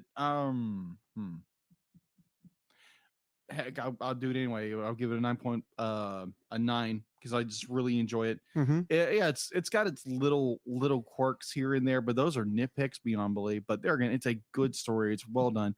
It has that that age to it where it looks like it should be further back in time. Yeah, but like back when Walt Disney did things, because it has that animation quality to it. It does reuse animation, though there is some Don Bluth isms in the animation. There is. There's obviously a lot of Disney, especially with the reuse, but there's a lot of Don Bluth isms in there too. Yeah, there are. So there again, be like it's a very well done animation. It's got a lot of heart. It's got a lot of Christian allegories in it, and which is very well done. I guarantee you, probably, if you got a bunch of theologians together, you'd probably be like, they'll rip this thing apart, top to bottom. Yeah, top to bottom. Oh my gosh, they got the time date, clothing's wrong, blah, blah, blah, blah. But nuance, so we're not here for that. No, we're just talking at the artwork itself. And I think it's a decent allegory and a good message. Yeah, exactly. So, yeah, go watch it. It's a great film. And, you might learn something. Maybe. So, next week, or the next episode, I should say, because we are taking Christmas off. We are coming back with one more Christmas movie, a classic Christmas movie about a boy who wants to be a dentist, and perhaps a reindeer with a red nose. Yeah, Rudolph the Red-Nosed Reindeer is our next movie. I can't tell you I've watched it before. Wow, I've watched bits and pieces, and I have seen the sequel to this, Rudolph's Shiny New Year. Really? Which ironically would probably be a better thing to watch right before New Year, but oh well, we'll do this one, maybe Shiny New Year next year. Who knows? You never know. We'll be doing that next year, but for now, we've got another story of redemption to talk about, along with we're doing Star Trek Lower Decks. So let's just jump into that. Yeah.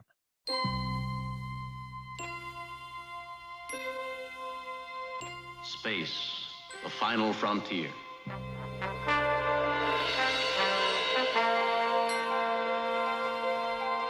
These are the voyages of the starship Enterprise.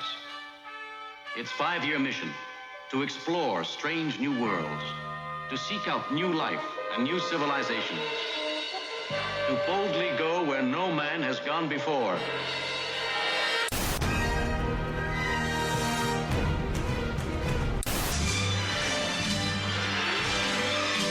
Robotech.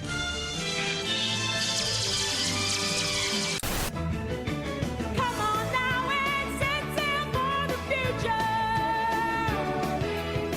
Fly the sky, oh, the lava.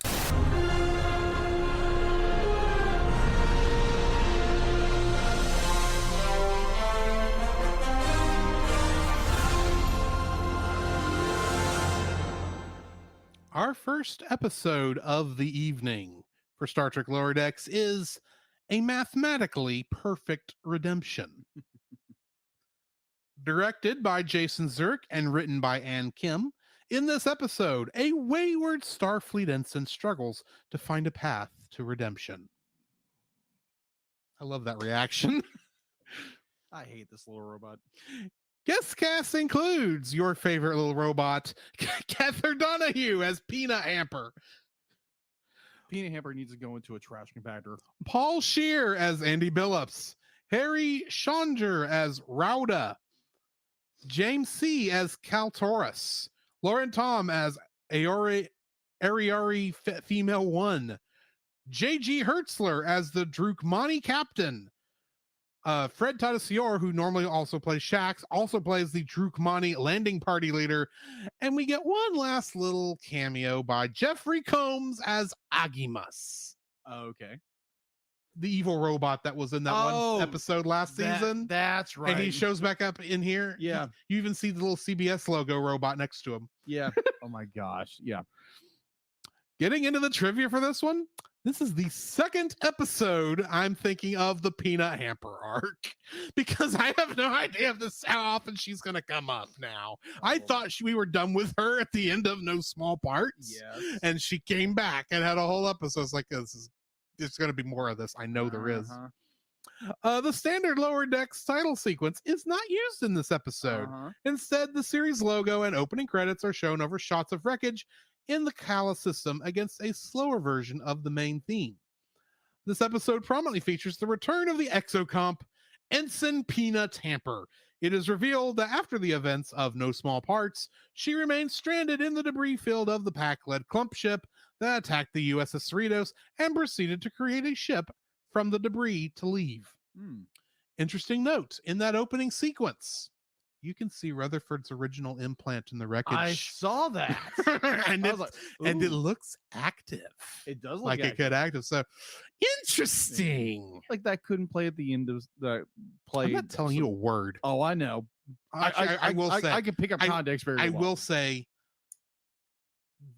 it's not in the actual major part of the story of the of the last episode of the season. Gotcha. But apparently there is an after credits scene that I originally missed. That's all I'm saying. This episode also marks the return of the Drukmani captain who originally appeared in Terminal Provocations, and additionally marks the return of Agimus, who is still imprisoned at the Daystrom Institute. He also echoes Peanut Hamper's earlier conclusions that her name is mathematically perfect. Peanut Hamper describes the Ariare as the poor man's Aurelians, referring to another avian race first introduced in the animated series episode Yesteryear and seen again in season 2 episode An Embarrassment of Duplers. Peanut Hamper's reference to Aurelians being the first canon use of their name in franchise history, 49 years after their first appearance. And that's all of the trivia I have for this episode. So how much do you hate Peanut Hamper? Oh my gosh. I wanted to kill her at the end of this. Exactly. Oh my gosh. Because one thing this episode does good, does really good, is up until the Drukmani steal the other ship. Yeah. I was on her side. Yeah. I thought, good, you learned your lesson. I would be if you continue this way, I would like you, Peanut Hamper. You could be a good character. That was so I don't really like half of what you did on this planet, and good night. This was a Prime Directive episode, and I'm barely going to talk about Prime Directive, but then you screwed the pooch. And I don't mean Rauda. Oh, no. I don't want to know how that worked. Oh, no. Let's not go there. Oh my gosh. Oh, but that made me cringe. Oh my gosh.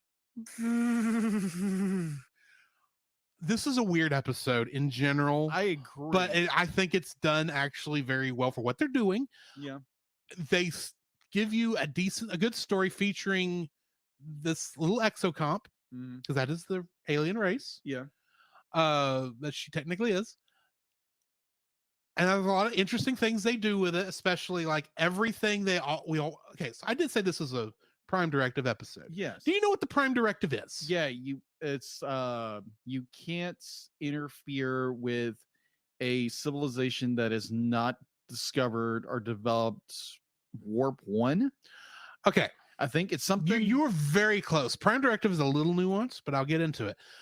The directive specifically states that a member of Starfleet, specifically, is not to interfere in pre-warp cultures. And there's a similar thing with the Federation, but it's the version we always hear is the Starfleet one. Yeah. Basically, up until they reach warp 1, the idea is you want to have as little cultural contamination in their culture as possible. Yeah. That becomes harder, of course, after they have warp capabilities, Right. because now they're able to interact of their own free will with other warp capable cultures. They're essentially joining the galactic culture at that point while still trying to maintain their own. And then you get political problems, which is the other half of that, where technically if they're not members of the Federation, you can't tell them what to do. Yeah. Which kind of goes without saying, I think, but that's beside the point. Yeah, you can't dictate what people will do just right. But so it's part of the rule on the books. It's like if they're not Federation, you can't really keep them from doing stuff, even if you disagree with what they're doing. Yeah. So by all technical accounts, Peanut Hamper, even though she wasn't breaking the Prime Directive at all in this episode, she didn't know that for a long time. Yeah, agreed. And even then, kind of was still breaking the Prime Directive, the second clause that no one talks about. Right. So, yeah, and I usually hate Prime Directive because this is the Prime Directive is what gets you, like, Wesley Crusher is going to get killed because he accidentally tripped and stepped on a flower. Yes. In one episode, or a couple other problem episodes I have with it's essentially easy. It's writing fodder. It's an easy thing in Star Trek. Yeah, I agree. They can do to give you easy tension on a thing, because they've used the Prime Directive so much. It's like you hear the words Prime Directive and you either are already sighing and wondering how long is this episode going to be. And I still give them props, the Lower Decks writers props, that we went 2.5 seasons before they had mentioned they had an episode that actually dealt with the Prime Directive. Yeah. And it dealt with this little robot that they did a good job, I think, for like 15 minutes, making you feel sorry for her and are rooting for her redemption, and even hiding what she was doing behind the scenes. Yeah, I agree. So the Drukmani says, she brought us here. And it's like, no, she did. There's no way she did that. We saw her save. It says we recorded it. And they show the recorder. It's like, Peanut Hamper, you are going to die. If not by their hands, I will find a way. I cared for you. They literally made us hate this character far more than we did at the end of No Small Parts. I agree with you. I think that was their intention, but continue. The point where this little robot, what's her name again? Peanut Hamper. Peanut Hamper. She is an exocomp. Weird name for a character, Peanut Hamper. But it's mathematically perfect according to her. Apparently. But it's this annoying little robot who decided she's gonna bail and go rogue on her crewmates, gets herself lost in space, and just she shows up on this planet, is telling how primitive they are, is breaking the Prime Directive the entire time, and just being the snot nose will be like, oh, I'm better than you, and the only reason she starts turning around is she starts falling in love with the prince. Which honestly, I've seen worse stories. Yeah. That would have still been acceptable, even though cliched. Yeah. That this man turned her around. I could still have accepted this. I agree. And so even when I was first watching this, I'm thinking, okay, this is cool. And then I realized there's still 5 minutes of this story left. Yeah. Where on earth could they go? Because they're obviously wrapped up what I thought was all the plot lines. Oh, look, the Drukmani have stolen one of their ships. Yeah. Oh, Peanut Hamper's a liar? Yeah. Peanut Hamper? Your name is not mathematically perfect. Yeah, I do like it where be like Peanut Hamper, be like you do see that redemption quality in the character, And when like the village is being attacked and the prince is giving he's always saying we need to be better, we need to be better, we need to, because Peanut Hamper is going to show them that. And that showed that some of those scenes still get just cringe beyond belief. I'm like, oh my gosh, he went there. But nuance. So when his father, I think his father is injured or something like that. Yeah, and he's going to die. Says no one's ever survived a sky snake battle attack, and she goes, "Boop, anti-venom. You're going to be fine. I'll also give you a bunch of nutrients because you were super low on vitamins." Yeah, that was good. That was a good scene. Like, but okay. The scene I'm referring to is when the Prime Directive. Huh? still breaking the Prime Directive. I I agree with you. The scene I'm referring to is when the prince takes like the larger ship, because it's like, oh yeah, we've known this stuff for years. We just forgot about it. We didn't talk about it, but it's like, how are you piloting the ship? How are the Drukmani piloting that ship? Yeah, that's a weird control surface. Yeah, because even like someone on the Cerritos said it'd be like, it's like, yeah, it's got far more powerful weapons than we've seen before. I'm like, and how do you guys know how to fly this thing? But I love it when the prince gets in there and he goes, and I'm going to save my people. I'm going to save my world from these pirates. And I enjoy that scene. And it's just like, oh, Peanut Hamper, you just shot yourself in the foot. Yeah. And the prince still takes the directive and then Peanut Hamper at the end still tries to say, oh, now I've learned my lesson. It's like, you just lost all the brownie points you built up, all the brownie points you just built up, all the goodwill you built up in the last couple minutes. You just burned through all of it. That is why you're going to get imprisoned in the Daystrom Institute next to Agimus.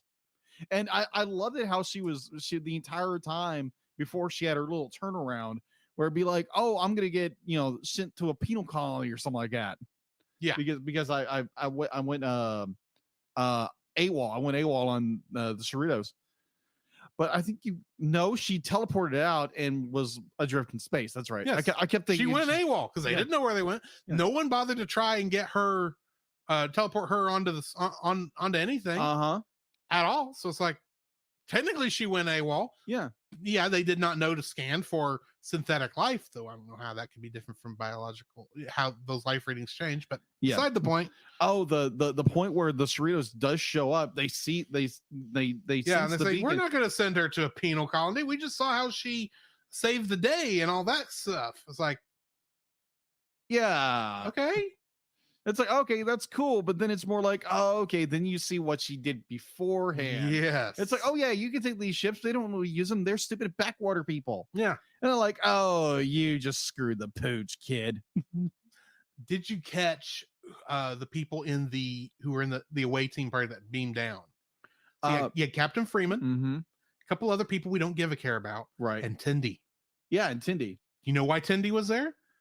Do you remember why Tindy would be there? In no small parts? I know she's training to be an officer. She is, but she was also the one that was supposed to be Peanut Hamper's mentee, first voyage mentee. Yeah, she's the one who was meant to show her around the Cerritos. That's right. So she was continuing her job. Yeah, as Peanut Hamper's mentee, coming back to talk with her. Agreed. I like that. That's a cool little detail they didn't have to do. No, yeah, I completely agree. Anyway, sorry. Yeah. I keep interrupting you, and I apologize. This was a good episode. And it was like, it's like, oh, Peanut Hamper is like, why in the world are you here? Then she has her little redemption arc, and we get like this nice encounter between the pirates, the Cerritos, and the Ariores. And that was cool. And then you get the big revelations, like, oh yeah, Peanut Hamper sold them out. Yeah, and I do like actually the design of the Ariores. I thought they were a well-designed alien race for this. Yeah, agreed. The other cool thing I want to bring up in this that I really appreciated is right after she teleports out into space from No Small Parts, and you see Shax in the shuttlecraft taking Boimler over there and all that. You can hear parts of that episode playing, so you know what's going on, and you actually even get to hear Shax's last line from No Small Parts again. hang in there, baby bear. Yeah. And before it blows up. And then, of course, Peanut Hamper has to crap all over this whole thing. And reminding us that Shax is dead. But he's not dead. He came back to life, and we still don't know how, and I think that's the point. Yeah. But anyway. Anyways. Anywho. You ready for the next one? Yeah, let's go to the next one. Next one's fun. Mm-hmm. Crisis Point 2, Paradoxus. Directed by Michael Mullen and written by Ben Rogers. In this episode, Boimler's holodeck movie sequel tries to live up to the original. Along with playing Shax again, Fred Tatasciore also plays the Kazinti Ensign. That's the Bobcat-looking guy that was on the bridge of the Cerritos. Oh, okay. That's a Kazinti. Oh, okay. They're like the Caitians, like the Doctor is. Yeah. But they're different. Okay. Mary Holland plays Helena Gibson, the love interest that doesn't get to be a love interest. The Carol Shelby. Yeah. Sorry, not Carol Shelby. Carol Marcus. Carol Marcus. Character Marcus. Carol Shelby created the Mustang. Yes. Anyway, Seth Morris as the Illustrator. I think that's the guy with the tape, the map tattooed on his back to Kitty Hop. Oh my gosh, yeah. Star Trek 5. Leonardo Nam as Australian street punk. Ben Rogers as both Nick Nack and Steve Stevens. I love Nick Nack. Carl Tart as Kayshawn.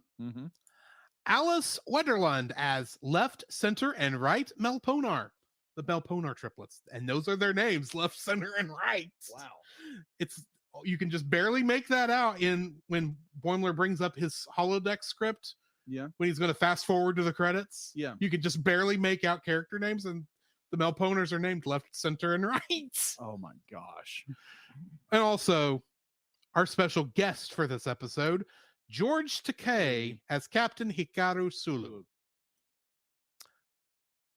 Getting into the trivia for this, and bear with me, there is a lot of trivia for this. I can imagine. This episode did not have a standard title card that was traditionally shown in the opening of the first act. The in-universe opening sequence of the holodeck movie features its own title card that nearly matches the name of the real-world episode using the Roman numeral 2 instead of the number 2. Ah. As in Crisis Point, this episode is presented in the wider 2.39 by 1 aspect ratio during the holodeck movie sequences, aka the standard movie aspect ratio. But this aspect ratio is limited to the holodeck only. When characters exit to the real world, it switches to the series' normal 16 by 9 ratio. In fact, Mariner had to step over the black bar to exit the holodeck. She did. Also, as in Crisis Point, film grain effect is added to the holodeck sequences, and a Q mark can actually be seen in the upper right-hand corner of the frame at one point. Wow. The opening credits and the font used for the location names are drawn from Star Trek II, The Wrath of Khan. Yes. The planet Tatasciore 9 is named after Shax's voice actor, Fred Tatasciore. Okay.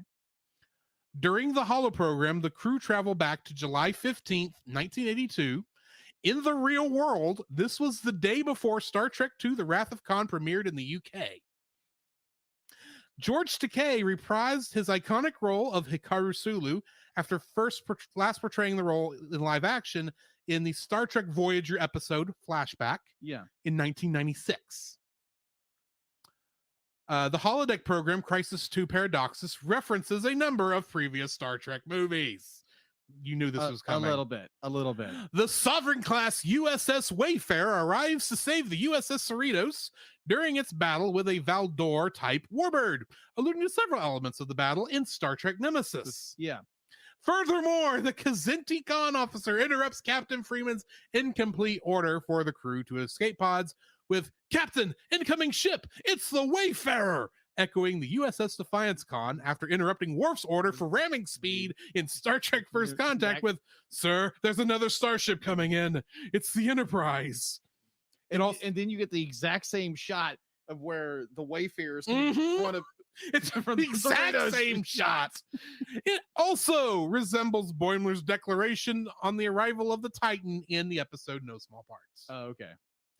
The Melponar triplets are a reference to the Duras sisters, Lursa and B'Etor, two reoccurring characters who were the secondary antagonists in Star Trek Generations. Yes. And like I said earlier, in Boimler's holoscript, the three centers were identified as left, center, and right. Jeez.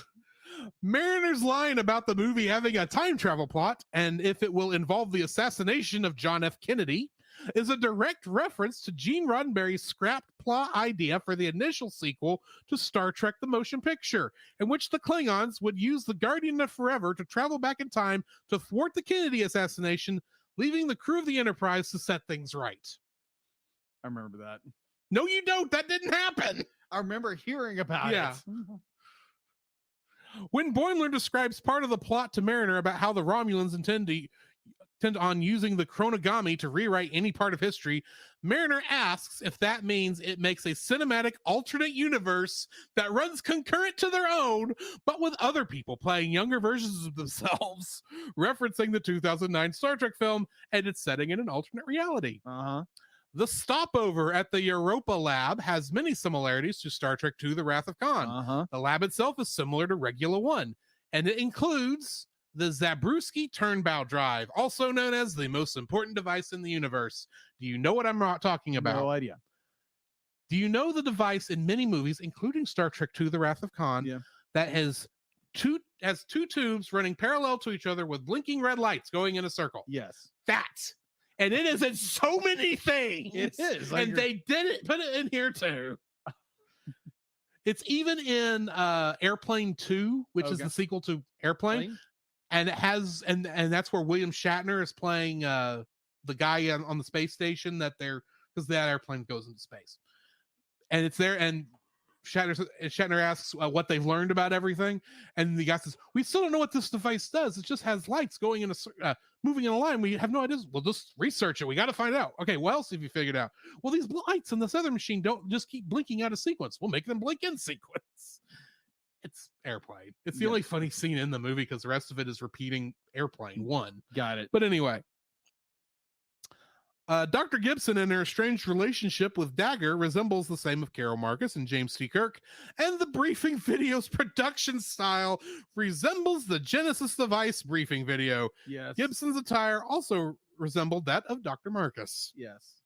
The Wayfarer and the Cerritos crews following the Romulans back in time to prevent whatever damage they may do to the timeline is similar to the USS Enterprise E crew following the Borg back in Star Trek First Contact. Mm-hmm. The algae crisis plot of an aquatic species helping to avert a disaster is similar to the humpback whales helping to prevent an alien probe from destroying Earth in Star Trek IV: The Voyage Home. Yes, another good one. Another holodeck simulation of the founding of the Federation appears in the Enterprise episode These Are the Voyages, which served as not just the ending of Enterprise, but the ending of Star Trek for a while. The exterior shot of Starfleet headquarters near the Golden Gate Bridge was originally created for Star Trek IV: The Voyage Home and has been reused in Next Generation episodes Conspiracy and Voyager's Non Sequitur. The Romulans' bomb design is the same as the Thalaron generator from Star Trek Nemesis. Okay, I remember that. The quest to find the meaning of life and the godlike entity of Kitiha is similar to Cybok's quest to find Shakari and the godlike entity that inhabited it in Star Trek V: The Final Frontier. Oh my god. Or as I like to call it, Captain Kirk saves the universe from not God. Oh yeah, I hope you're gonna bring this up, but if you don't, I'm bringing it up. Knick-Knack blowing up the wall of the brig to free Boimler and Mariner is similar to Montgomery Scott doing the same to free Kirk, Spock, and McCoy in Star Trek V: The Final Frontier. The third moon of Shatanari is similar to the name Shakari from Star Trek V: The Final Frontier. Shakari was an allusion to Sean Connery, who was considered to be cast in the role of Cybok. Shatanari alludes to William Shatner, whom writer Ben Rogers had considered for this episode. My gosh. So yeah, Shatanari, Shatner. I wonder. The reveal of Kitty Hawk. Oh my gosh. Being the evolution of the Kitty Hawk flyer.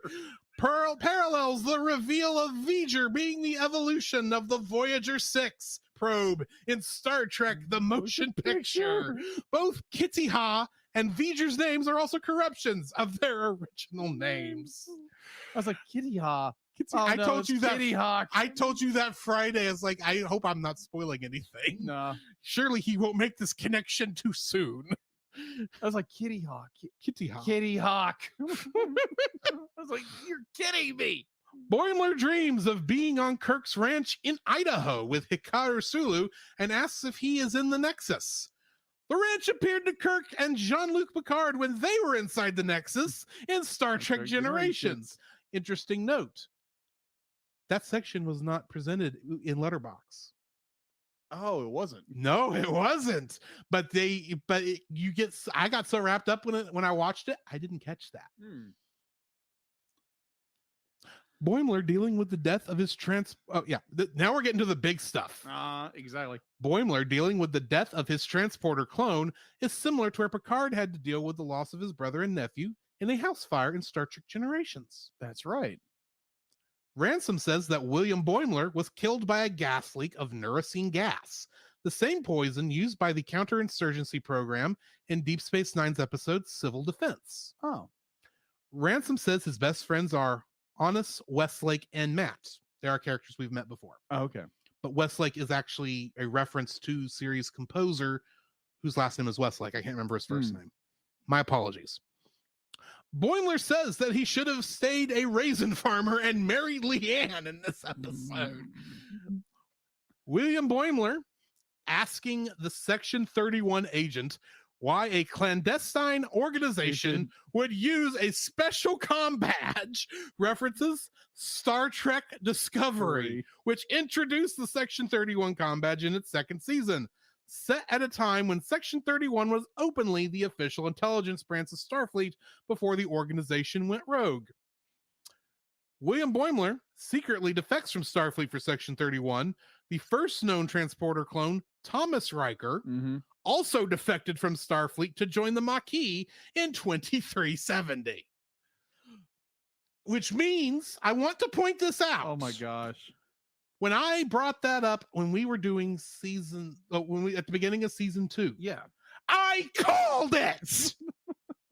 And you know how hard it was to not say anything 4 weeks ago. 8 episodes ago, when we last had William Boimler on the show, because I had already seen this episode. And I was going, can't say it. I alluded to it, but I can't say it. You did. That's actually the end of my trivia. Oh my gosh. What do you think of this episode? Oh my gosh. Your trivia was even just much trippier than anything else. It was great. There's so much. That is not even all of it. That's just all people have recorded. Yeah.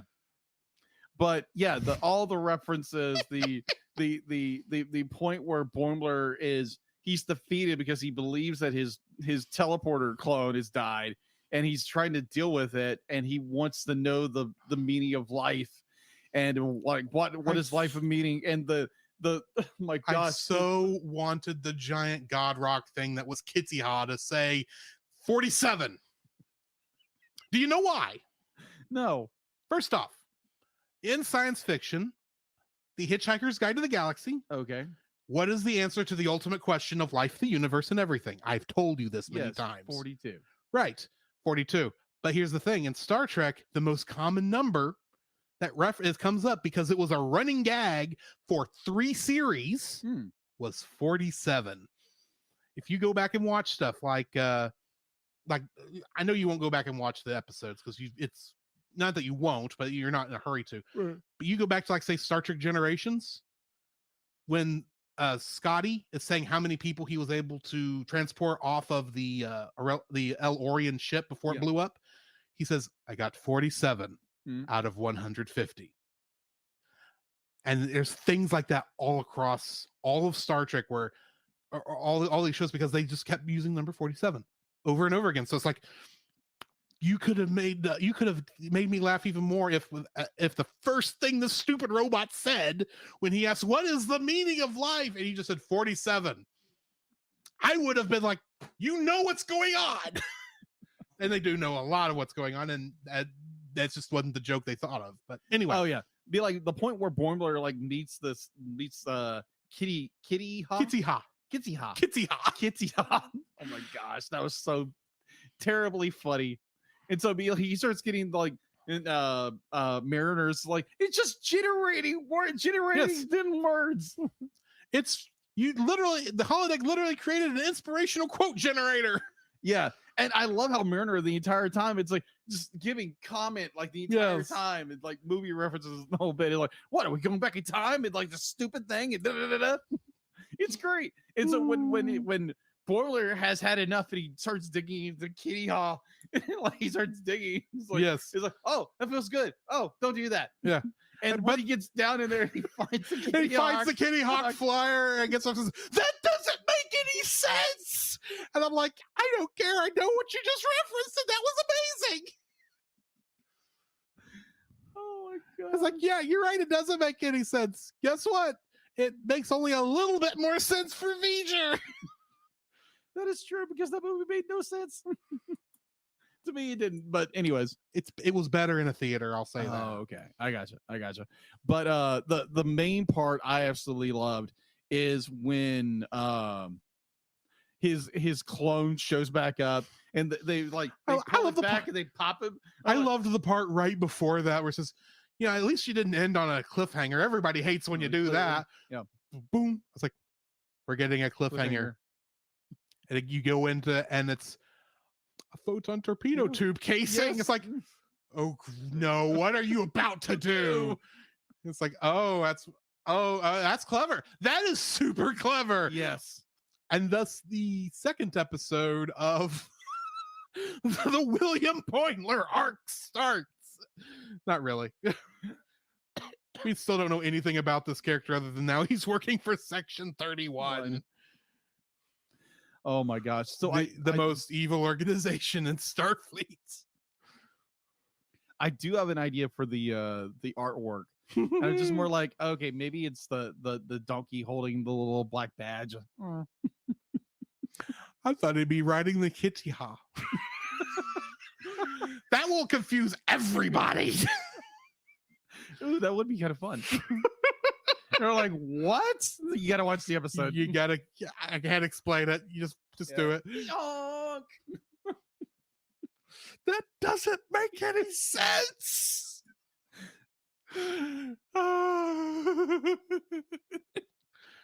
Anyway, do you have any? I guess I should talk. You can tell I loved this episode. Yes. Because, dude, even the stuff that was not making active references to other half stuff, like Tindy and Rutherford's entire arc, which I haven't even talked about yet. No. She gets to be captain for the first time, and apparently she's got a bit of a what do you call it? A inferiority complex where she doesn't think anyone will listen to her if she's captain. Yeah. Because Rutherford's not taking this thing seriously. Oh my gosh. And I'm like, you know what? I'm with Rutherford on this. Yes, steal the punk's clothes. See if he's got a boombox. Gosh. Because that was the first thing I thought of when I saw the Australian Street Punks. When is this? 86? This guy is going to go on to direct the Muppets. Because that's Kirk Thatcher, who does a lot of the Muppet stuff later on. Yes. Or producer of a lot of the Muppet stuff. But at this point, they need to bring a Muppet in there because that would be funny. Oh, no, what they need to do on this show at some point? No good reason. Seth MacFarlane. Oh, no. Don't have to go to the Orville because they'll never get Disney to play for that. But just have Seth MacFarlane come in as just a random character. Yeah. Seth MacFarlane has actually been in Star Trek before. Yeah. He's in Nemesis for like a hot second. Yeah. Bring him back. That's all I'm saying. That would be funny.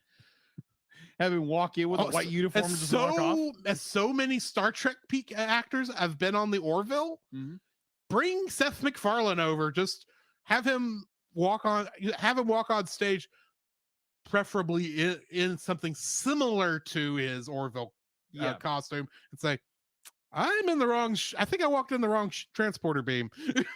It's like, bite. Anyway, no, the whole, if you're listening, Paramount, this is a great movie. Yeah. A great movie. This is a great episode. Yes, it is. I was a little worried going into this because they actually announced the title of this like far earlier than all the others. Mm-hmm.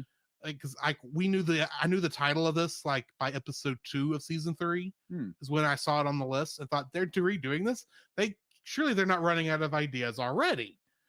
No, it's just that Crisis Point 1 was making fun of all the great moments in Star Trek film history. Now we're gonna make fun of all the bad ones. Yes, the weird things. It's like, good night. The only thing we're missing here is Data saying he can, in the event of emergency, he can be used as a flotation device.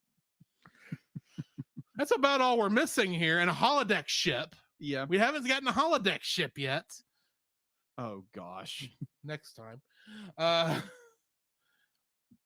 But yeah, I enjoyed this episode. It's fun.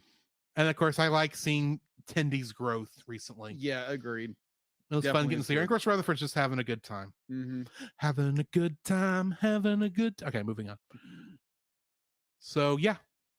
Yep. Any other thoughts before we close this out? No, I'm good. I'm Next solid. week, we get the final 2 episodes of season 3, which are, if I can get this up, Trusted Sources and The Stars at Night. Interesting. I know you want to say a lot. I want to say a lot. All I will say is these will be the last, so far, the last 2 episodes in the Alito arc.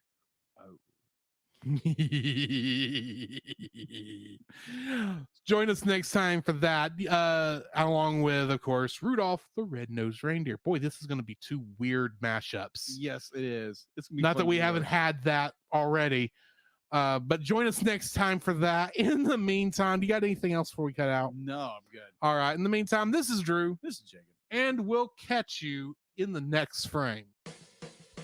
You can follow Jacob on his Facebook at Jacob B. Heron. His Facebook page, Jacob's Daily Art Corner, where he tries to draw each and every day. His Instagram at Jacob B. Heron. His Twitter at Jacob Heron. And his Letterboxd at Jacob Heron. You can find Drew on Facebook at Drew Dodgen. His Facebook page, Drew's Photo Bin, to see his photography. His Letterboxd page at GGeorge759. His Twitter at GGeorge759. And Instagram at Drew Dodgen. You can like us on Facebook at the Cellcast Podcast, on Twitch at the Cellcast Gaming, on YouTube at Cellcast, on Twitter at cast_cell. The Cellcast can be found at Apple Podcasts, Google Play Podcasts, Stitcher, Spotify, or anywhere else fine podcasts are downloaded from. Please rate and review us where you found us, and also on Podchaser. Email us at thecellcastpodcast@gmail.com. The Cellcast is a proud member of both the Pop Americana and Culture Box media networks. For more information, please see the link in the description. Our theme song is Drop and Roll by Silent Partner.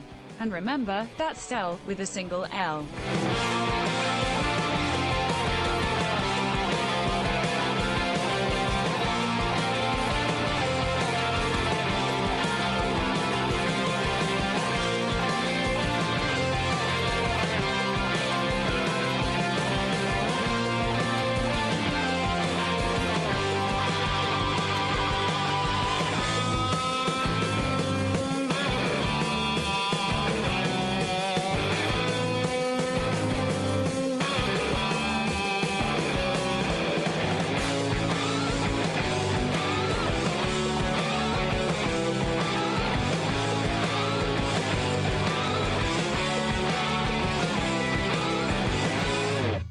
Doesn't make any sense. Can we just throw her in the trash compactor again? Maybe we can take her to the tanner.